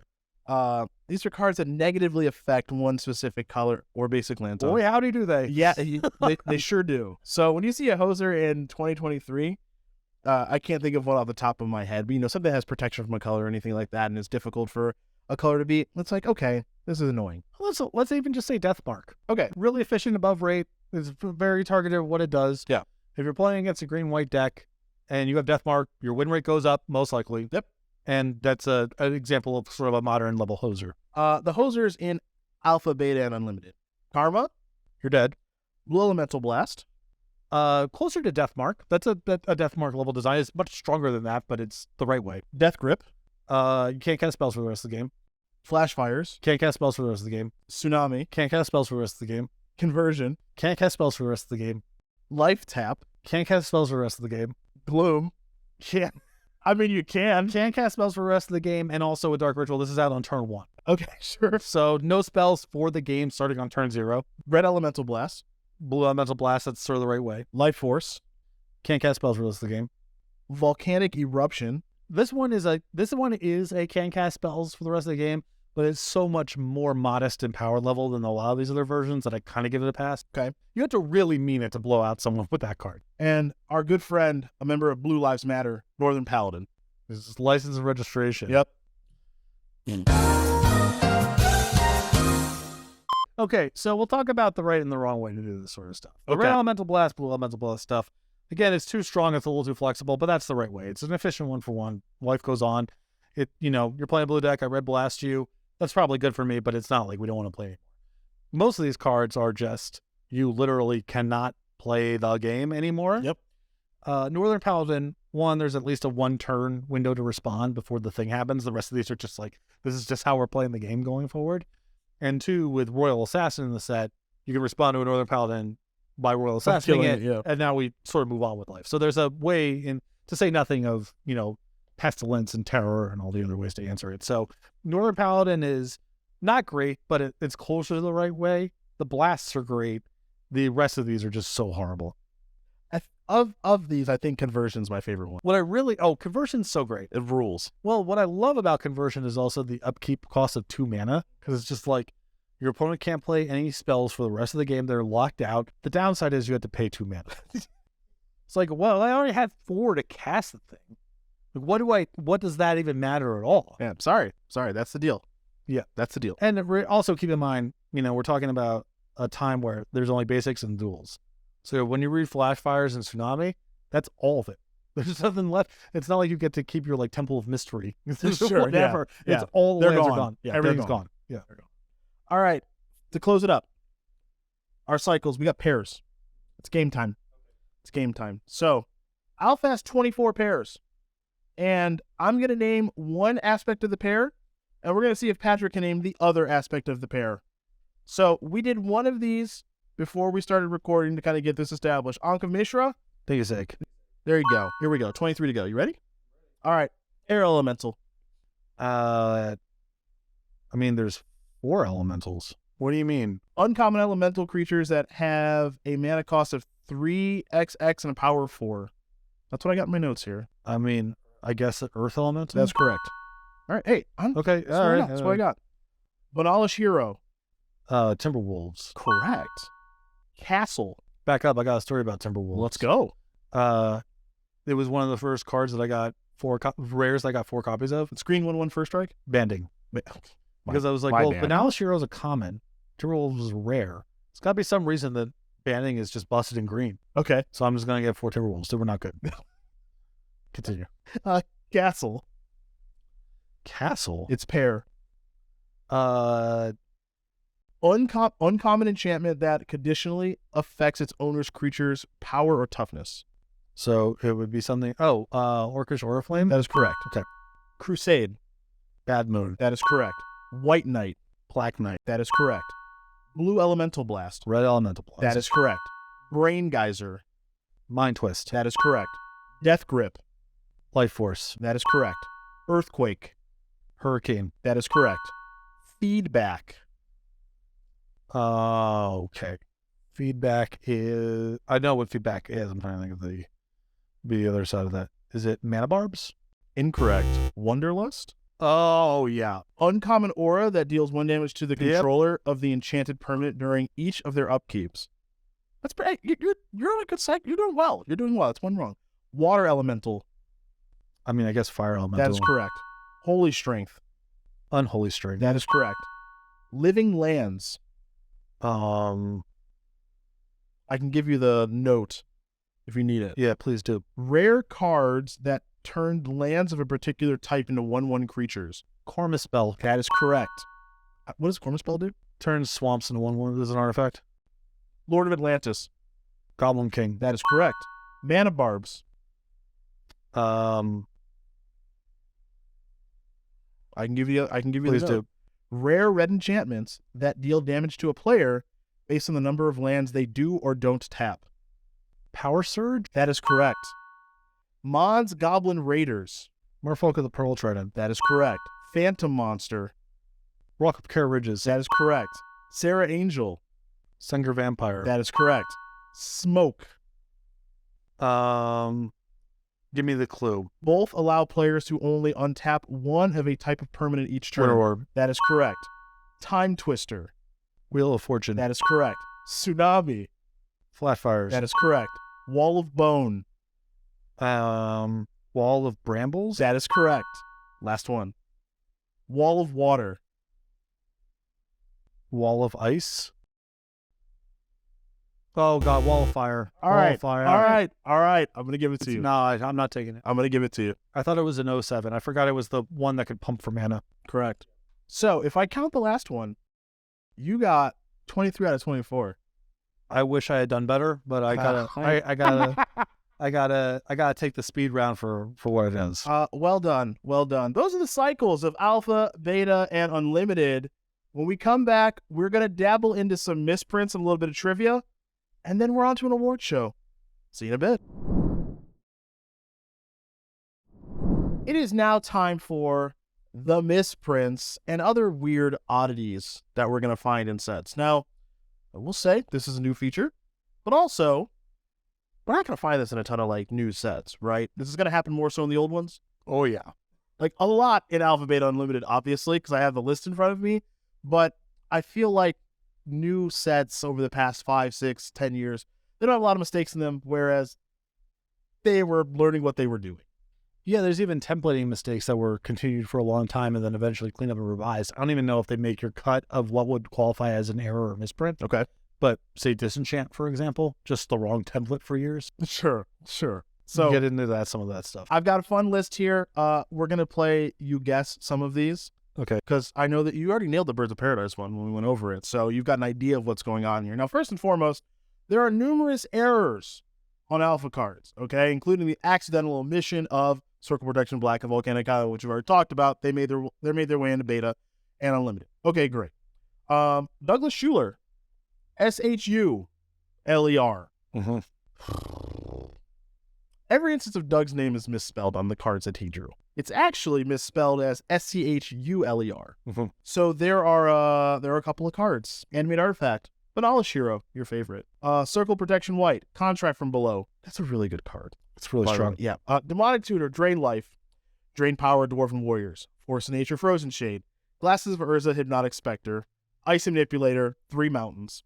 Northern Paladin, Power Surge. Prodigal Sorcerer, Psionic Blast. Righteousness, Sarah Angel. Tranquility, Unholy Strength. Unsummoned, Uthin Troll. Veteran Bodyguard, Volcanic Eruption, Weakness, all spelled wrong. That's tough. Really? Yes. I didn't know that. Yes. All those cards are spelled with his last name incorrectly. Ice Manipulator was corrected in beta. Okay. And Mountain 297, the card exists in beta, not alpha, where it is spelled wrong. So, Douglas, I'm sure you're far over this, but that is a funny note that his name is misspelled incorrectly on all of those cards in alpha. Yeah, they solved this issue in Magic 30 by removing credits, all artist credits from the org. Gone. Not That's a problem easy. then. Do we not own the rights to this? God. Yeah. That's so, But at the time, they just made it up by spelling the name correctly in future It's an releases. easy solution. So let's talk other misprints worth noting. Again, we're going to play our fun game here where I'm going to mention some cards and see if Patrick knows what the mistake is. Now, I will say, the other games that we've played so far, I'm not that surprised that you got them, because you know the set very well. So as an example, Birds of Paradise, what's the error? Instead of having the tap symbol, it says tap with 2 hashes next to it. My assumption there is that is supposed to suggest a line break when you're looking at it, whatever their version was of an Excel file or however they sent the card over to the printer. I know that we have templating for games, for example, that when we're working in our card builder, open bracket, B/close bracket, that means line break, and it will show up on the printer that way. Something probably just got messed up here, conveying it over to the printer. Fixed in beta. Yep. Done. Circle of Protection Red. I don't remember this one. Art miscredited to Anson Maddox. Oh, okay. All right. That I was more thinking about in the space of mechanics. I didn't say what it was going to be. Okay. It should be Mark. I'm going to say his last name wrong. Is it Tedden? Tedin? Tedin, I think. Okay. Mark, apologies if we got that wrong. Cyclopean Tomb. Oh, wow. Does this incorrectly say that it is a continuous artifact when it is in fact a mono artifact? Close. Okay. It's printed without a mana cost. Okay, well, that's even worse. It should be 4. Yeah, not playable at 0, so it's not that big of a deal, but yeah, it's 4. Fixed in beta. Death Ward. You're not going to know this one. All right. Art miscredited to Dan Frazier. Should be Mark Bull. Demonic Hordes. This is another one where the tap is wrong. This is printed with an upkeep cost of BBB instead of Swamp Oh, okay. on the card. Fixed in beta. So the way is where you have to sack 3 swamps. That's pretty intense. Elvish Archers. So misprinted as a 1/2 for a striker instead of a 2/1. Got it. Fixed in beta. Along the same lines of Demonic Hordes. Force of Nature. Printed with an upkeep cost of GGGG on the card instead of the force symbol. Oh, I see what. Okay, never mind. All right, I do. Yeah, I did know that about Force of Nature. Now I know what you're talking about. There you go. Demonic Hordes. Goblin Balloon Brigade. Is it just? Does it imply that you can give flying to anything? Yes. Yeah. Okay. So the wording for the activated ability could be interpreted as giving all goblins flying instead of only itself. Okay. So just everybody up in the air. Now, All there's right, not so that many goblins. Do you have blessing on your list then? I do not. Blessing is the same thing. Is it just +1/+1 and it's not until end of turn? Is that what it is? No, it blessing is a creature. It's an aura. Okay. That you can only pump this thing. Okay. And it's worded like it's ambiguous, but it is worded like anything. I think it says target gets +1/+1. Okay, sure. Which mean the thing that's enchanted, or the Or target like anything. anything. Gotcha. Okay. Same deal. Goblin King. This is really disappointing. I recently owned an Alpha Goblin King. So the wording gave all goblins +1/+1 in Mountain Walk, but the original intent was that it would give all other goblins those abilities. So the Goblin King itself gets +1/+1 in Mountain Walk as well. I thought it was creature type Lord. Let me check here in my notes. I think that was the solve back then, because that was the case I think up until revised. So my notes here say, beginning with revised, this problem was solved by listing the Goblin King's type as Lord. Okay. In the beginning with 9th edition, the word goblin returned to the type, and the wording for the ability was changed to other goblins get +1/+1 and have Mountain Walk. It's confusing regardless. Okay. Good thing to clear up. Orcish Artillery. Misprinted as a 2-mana 1, 2-mana enchantment instead of 4-mana enchantment. Matt Place told me that one of the first things that he did when he started playing Magic, which was after Alpha, was to get Alpha Orcish Oriflammes. Okay. There was a lot of play it where it lies back then. So you're thinking, okay, so you're correct on Oriflame. How about Orcish Artillery? So I know what the card does. I'm struggling to think of. Yeah, I don't know how it's worded incorrectly at the top of my Printed head. with the mana cost of 1 and a red Oh, right. in beta instead of 1 red. There you go. So Busted. Yes. Busted. Yes. Phantasmal Forces. I'm gonna save you on this one. Printed with an upkeep cost of a U Instead of the island symbol. Red Elemental Blast.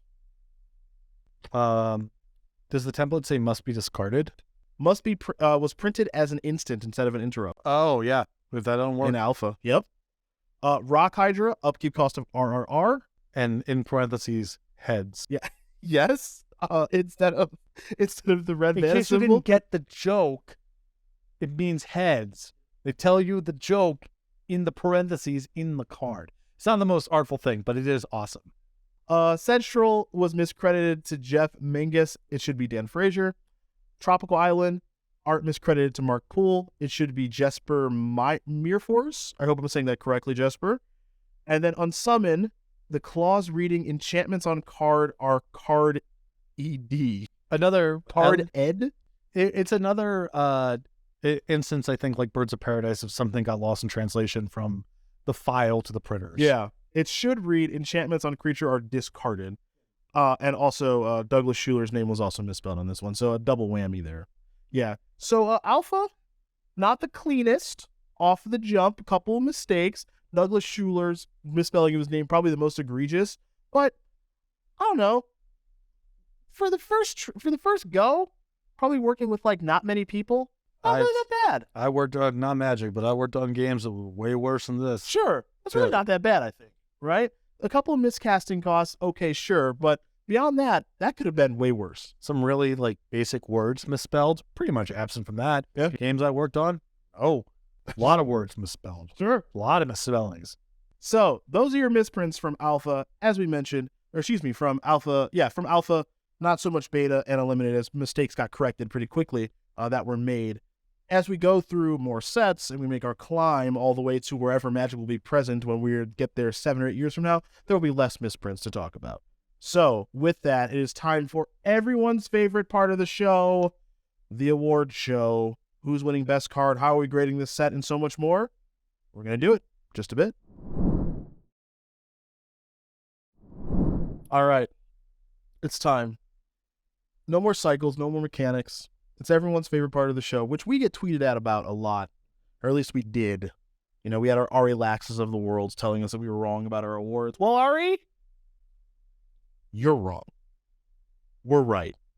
Yeah, fortunately, this is not a set where we had to debate about what was the fourth best black common and limited or whatever. So Thank goodness. Yeah. We don't have to do that anymore. It's time for our award show, where we're giving out all sorts of different awards for various cards in the set, and then we're going to grade the set and close her down. So let's start off with Old Faithful.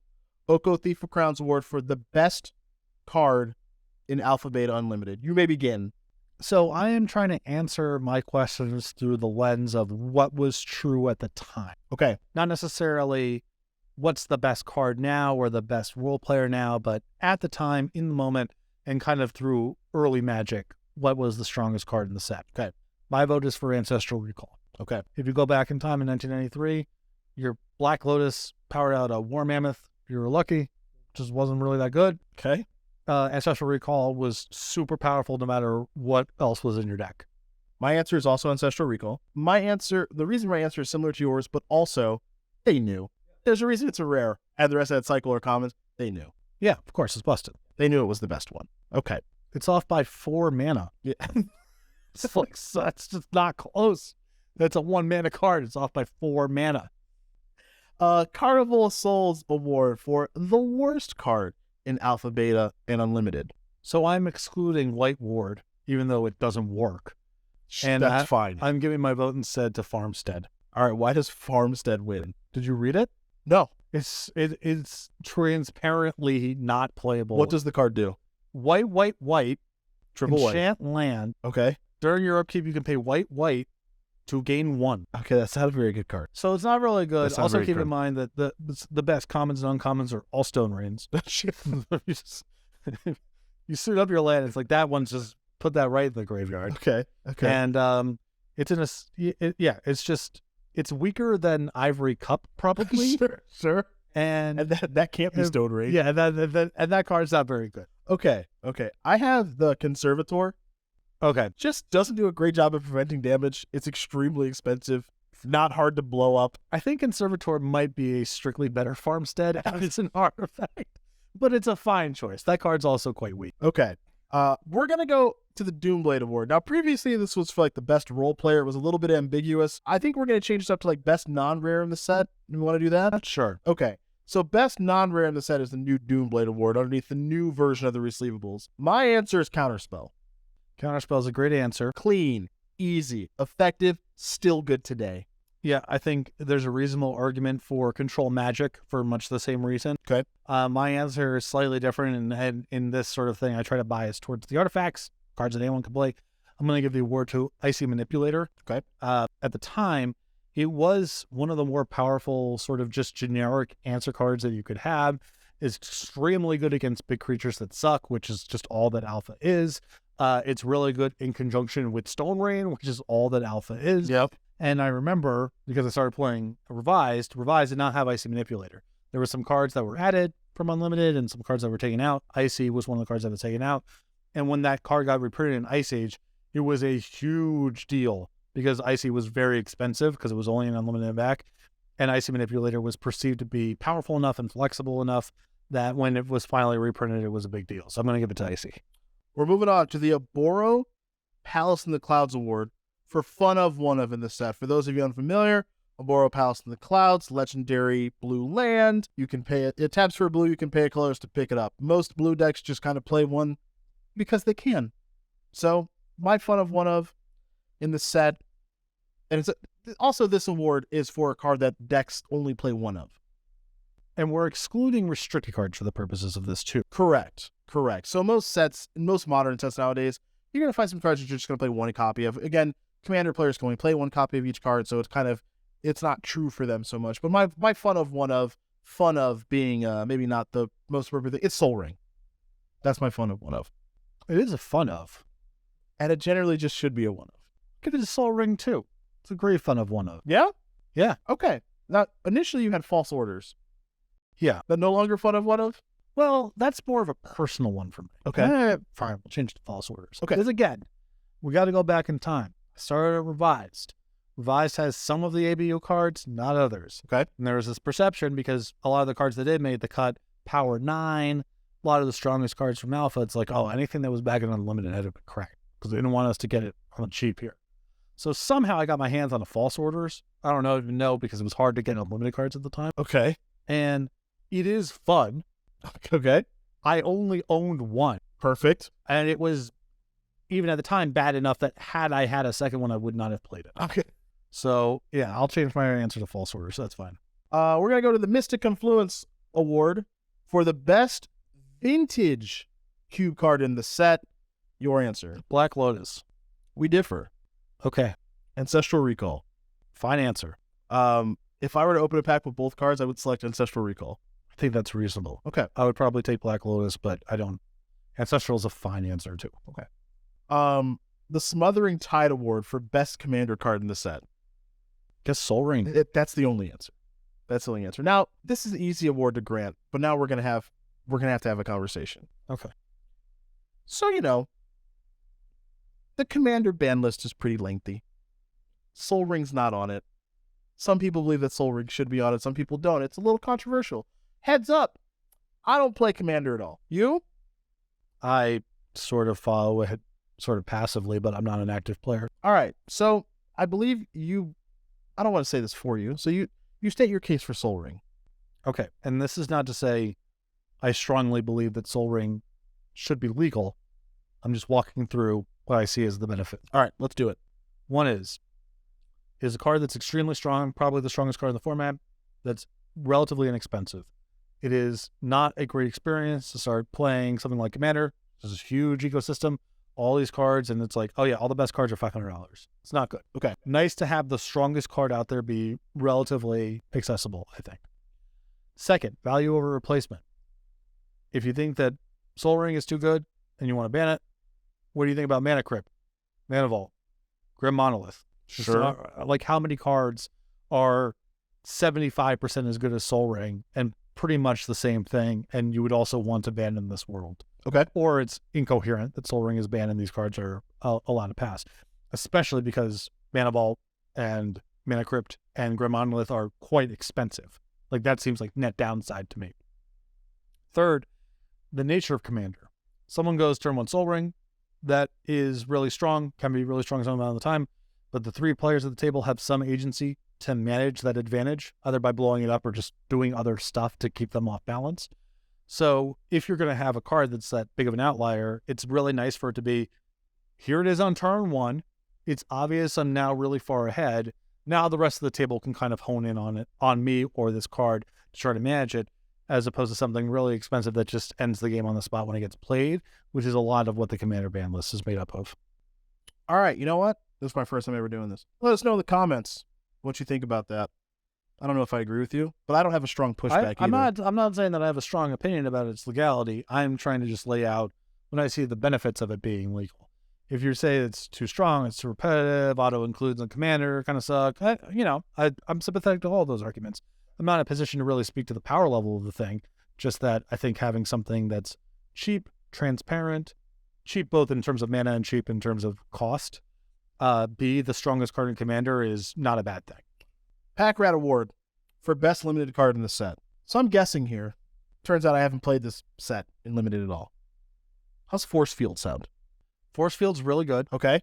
So you have to imagine the limit of this format is someone is going to get decked. Okay. That's known ahead of time. Okay.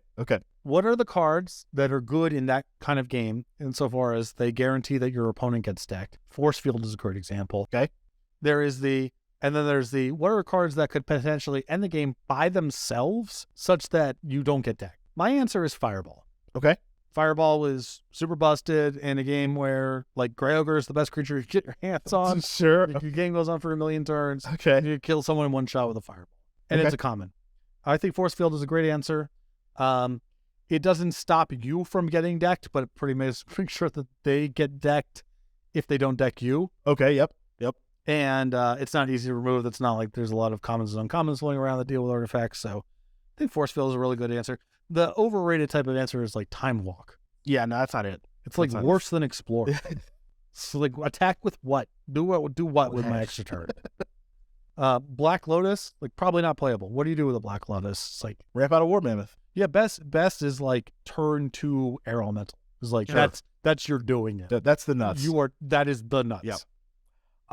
We got the Char Rumbler Award for weirdest card in the set. Char Rumbler, infamous 4 mana, -1/3. Mm-hmm. So we're looking for a weirdo in this set. I'll let you go first. I'm gonna go with Lich. Okay. Lich is a all-time classic for me. When I first saw a Black Border copy, this was another card that did make the cut from Unlimited to Revise. So it was in that like rarefied, exciting sort of space that the moxes were. The artwork and the tone of the card is so cool. I remember thinking, like, that's the coolest card I've ever seen. Okay. It is also very weird. Yes, there's a lot going on with it. Very build-aroundy, quadruple black mana cost. So it's complicated, but it's also sweet. Okay. My answer is Chaos Orb. That's a good choice. Thank you. Just one card where we're just flipping cards. That is a really good choice. And they've never really done anything like that ever again. Yeah. Right? Like, so this, and also Chaos Orb has its own random subset of rules now in the game. When you're playing, it also depends on who you're playing with. Yeah. Too, it's just like, it didn't flip, so it just doesn't count. Like, maybe you get a do-over, maybe you get nothing if it doesn't flip. Something that's very funny about that is, again, Matt Place, who I brought up earlier, he used to lay out his permanents in like the weirdest ways when playing games or whatever. Grid or yep. You just space out. And I was like, why do you set your cards up like that? And he's just like Chaos Orb. Like, I played against Chaos Orb so much that it's just baked into me that, like, don't put your 2 creatures that are good next to each other. You got to space that out. Spread them out. I like it. We got Blank Award for the best card name in the set. This is pretty simple. What do we think the coolest card name is? I know this isn't the most... We talked about the flavor aspects of this set. Obviously, the flavor aspects of Magic in 2023 and beyond are much different than they are back in 1993. But there's some cool card names here. My vote is for Ship and Dragon. Okay. It's just so, if you heard the name, you would want to see the art. And then you see the art and it's as more of a badass than you thought it was going to be. All right, we're in the same space here. Force of nature. Great choice. Yeah. Just, I want to see that thing, and it is reflective of a green creature that's going to kick the crap out of you. Right. I love it. Awesome. John Avon Award for best land artwork in the set. You may begin. My vote is for the Christopher Rush Path Forest. Okay. I think it's beautiful. I loved it when I was 15 and still love it today. Do you have them? I have a few. Okay. Yeah. But not like your mountain collection. No, not like my My vote is for Bayou. Of all the dual lands, I think it is the most reflective of what it is, which is just like you're in a swamp and there's some trees around. Tundra kind of counts for me. Tropical Island kind of counts for me. Like, those aren't doing anything poorly per se. Scrubland is just like whatever. So I think Bayou is nuts. Okay. I love Bayou. Okay. And part of an issue with early Magic is just the fact that you have one basic land type, swamp, which is relatively uncommon in the real world, and also typically a subset of other land types. But it's swamp appears in a forest or near like a tributary or whatever.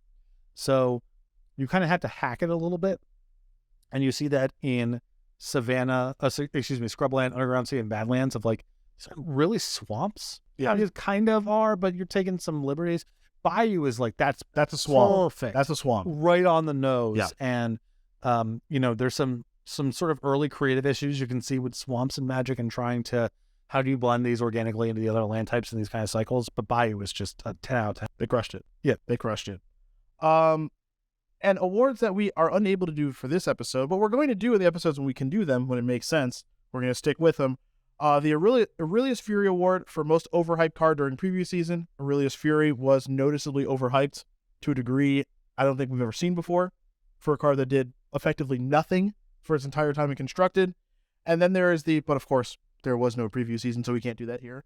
And then the Tarmogoyf Award for most underhyped card during preview season. Again, we can't do that here because preview season was not a thing during this time, but Tarmogoyf is probably the most underrated card of all time. Of card gets printed, a lot of weird things going on, isn't worth anything, then goes to like $200 rare, best card in multiple formats, etc. The only card I can think of that's an analogy, at least off the top of my head, is Necropotence. Okay. And what Necropotence and Tarmogoyf share in common is they're really complicated when you read them. Sure. It's just so hard to tease out what's going on there. And Tarmogoyf's like frame is certainly doing no help there. Yep. But yeah, there's something there, a game design principle of it's risky to nest a lot of power into things that are really confusing because it's just not appreciated. And Necropotence and Tarmogoyf are, I think, the 1 and 1A of that in some order. It's time. It's time to close her down.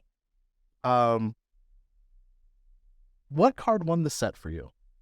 Black Lotus. Okay. I mean, there's a couple things. One is like it's basically a pop culture icon.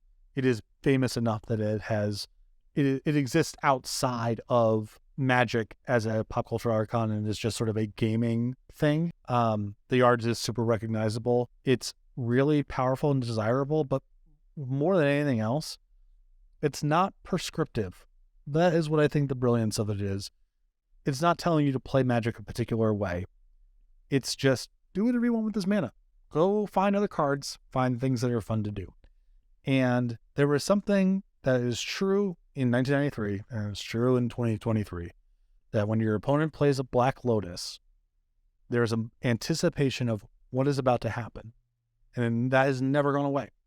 And there's a lot of other cards that are really, really strong too, that are either like one and dones the minute that they get played, or they're awfully prescriptive in the way that they do play. And Black Lotus is just, you figure it out. You find the thing that you want to do with this. It's probably not going to be good in set 1. Those War Mammoth.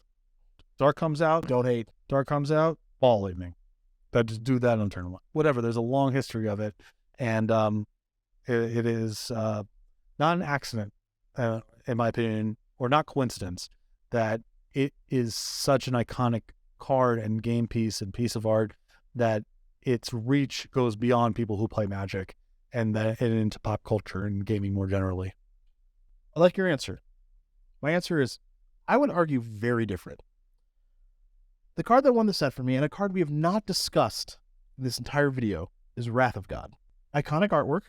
When I was coming up into Magic, the first time I saw the thing, I was like, what is going on there? Okay.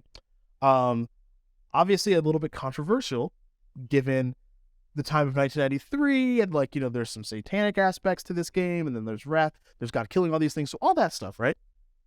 People have not read the Bible. God is out there doing some bad, well, whatever. Be that as it may. Be that as it may. The card has aged 30 years, and it's still good. Right. And is reprintable. And there are multiple different versions of it. So one of the things that always happens every set, it feels like now, is what's the sweeper? Is it a 6-mana sweeper? Is it a 5-mana sweeper? Can they seriously print a 4-mana sweeper again? Right? And this is the first 4-mana sweeper. And so we have seen so many different takes on a sweeper in basically every set that comes out now. Again, we don't know how much it's going to cost. Can the creatures be regenerated off of it? Is it going to have the set's mechanic like Doomscar had with Foretell? You don't know. But all of that is always important every set. People care about what the sweeper is every single set, and that all originates from the original sweeper in Wrath of God. Great answer. And there's a few things that I really love about Wrath of God. One is Alpha has a lot of rares that I would describe as sort of deck building puzzles because they're symmetrical.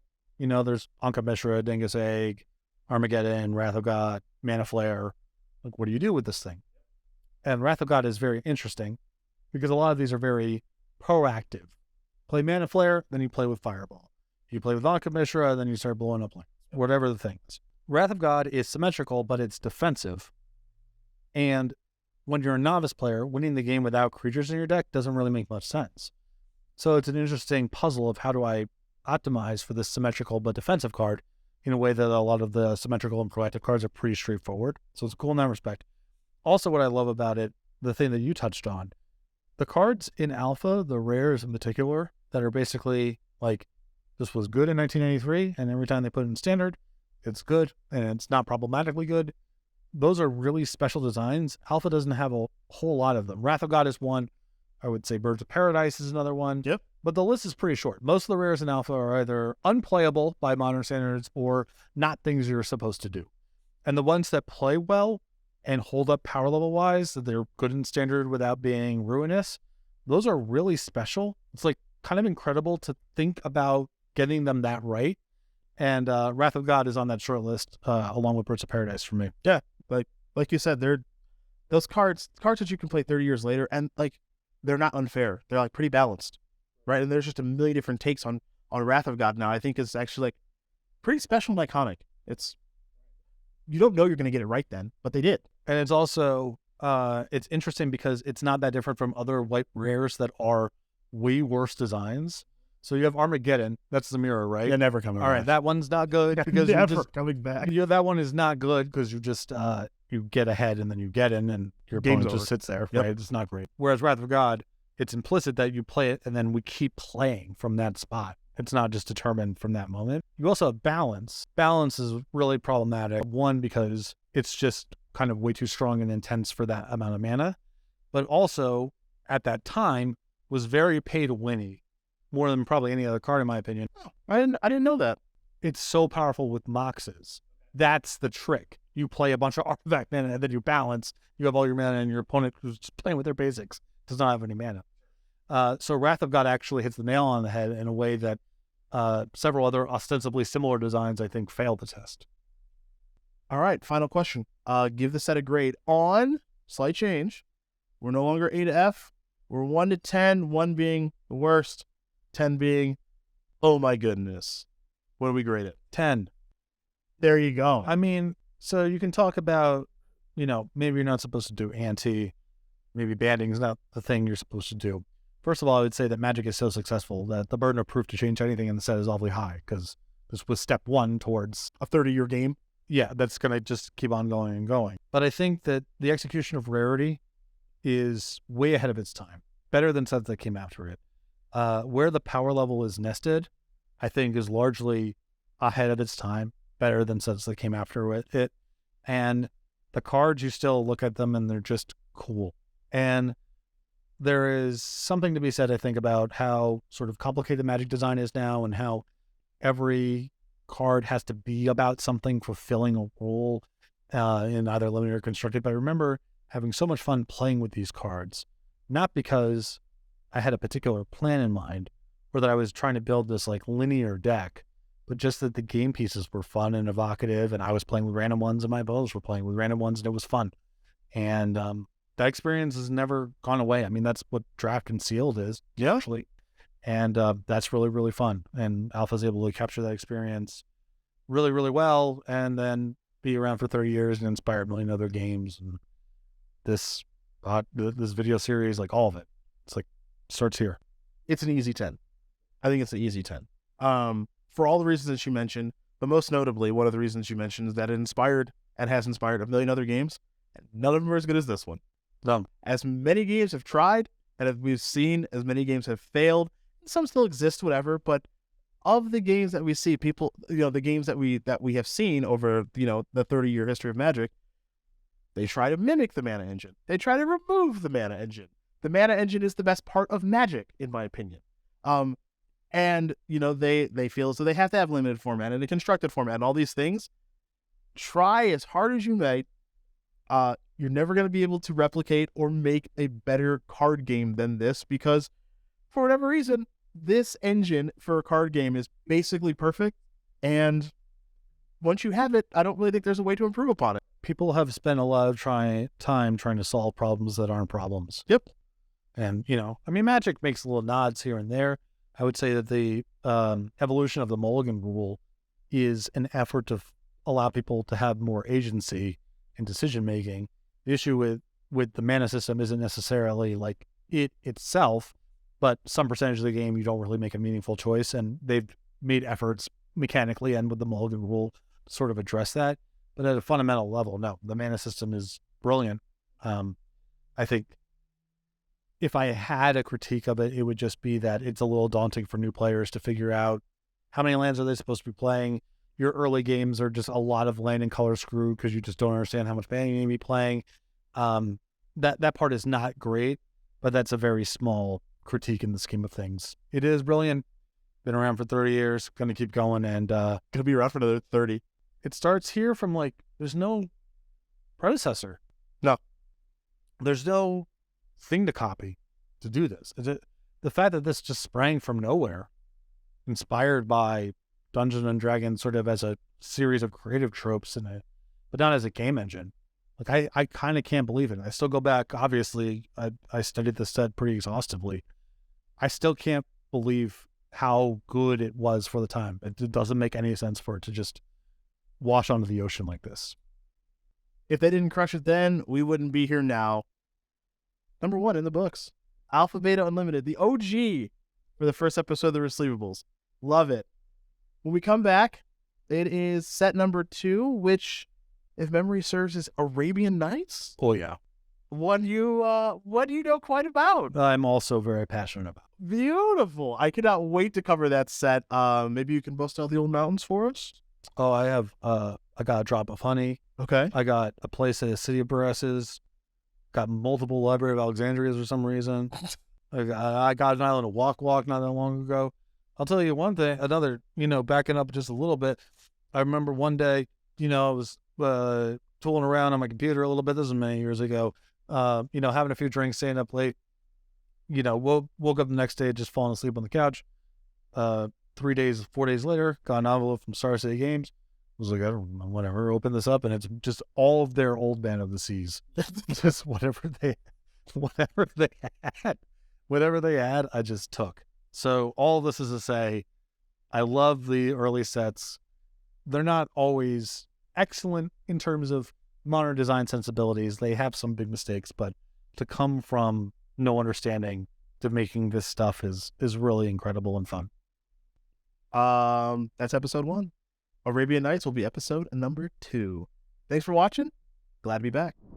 I actually might be Darius Miles' biggest fan. I would believe that. That's very possible. Shout out Resleevables, one of my favorite podcasts. That's us.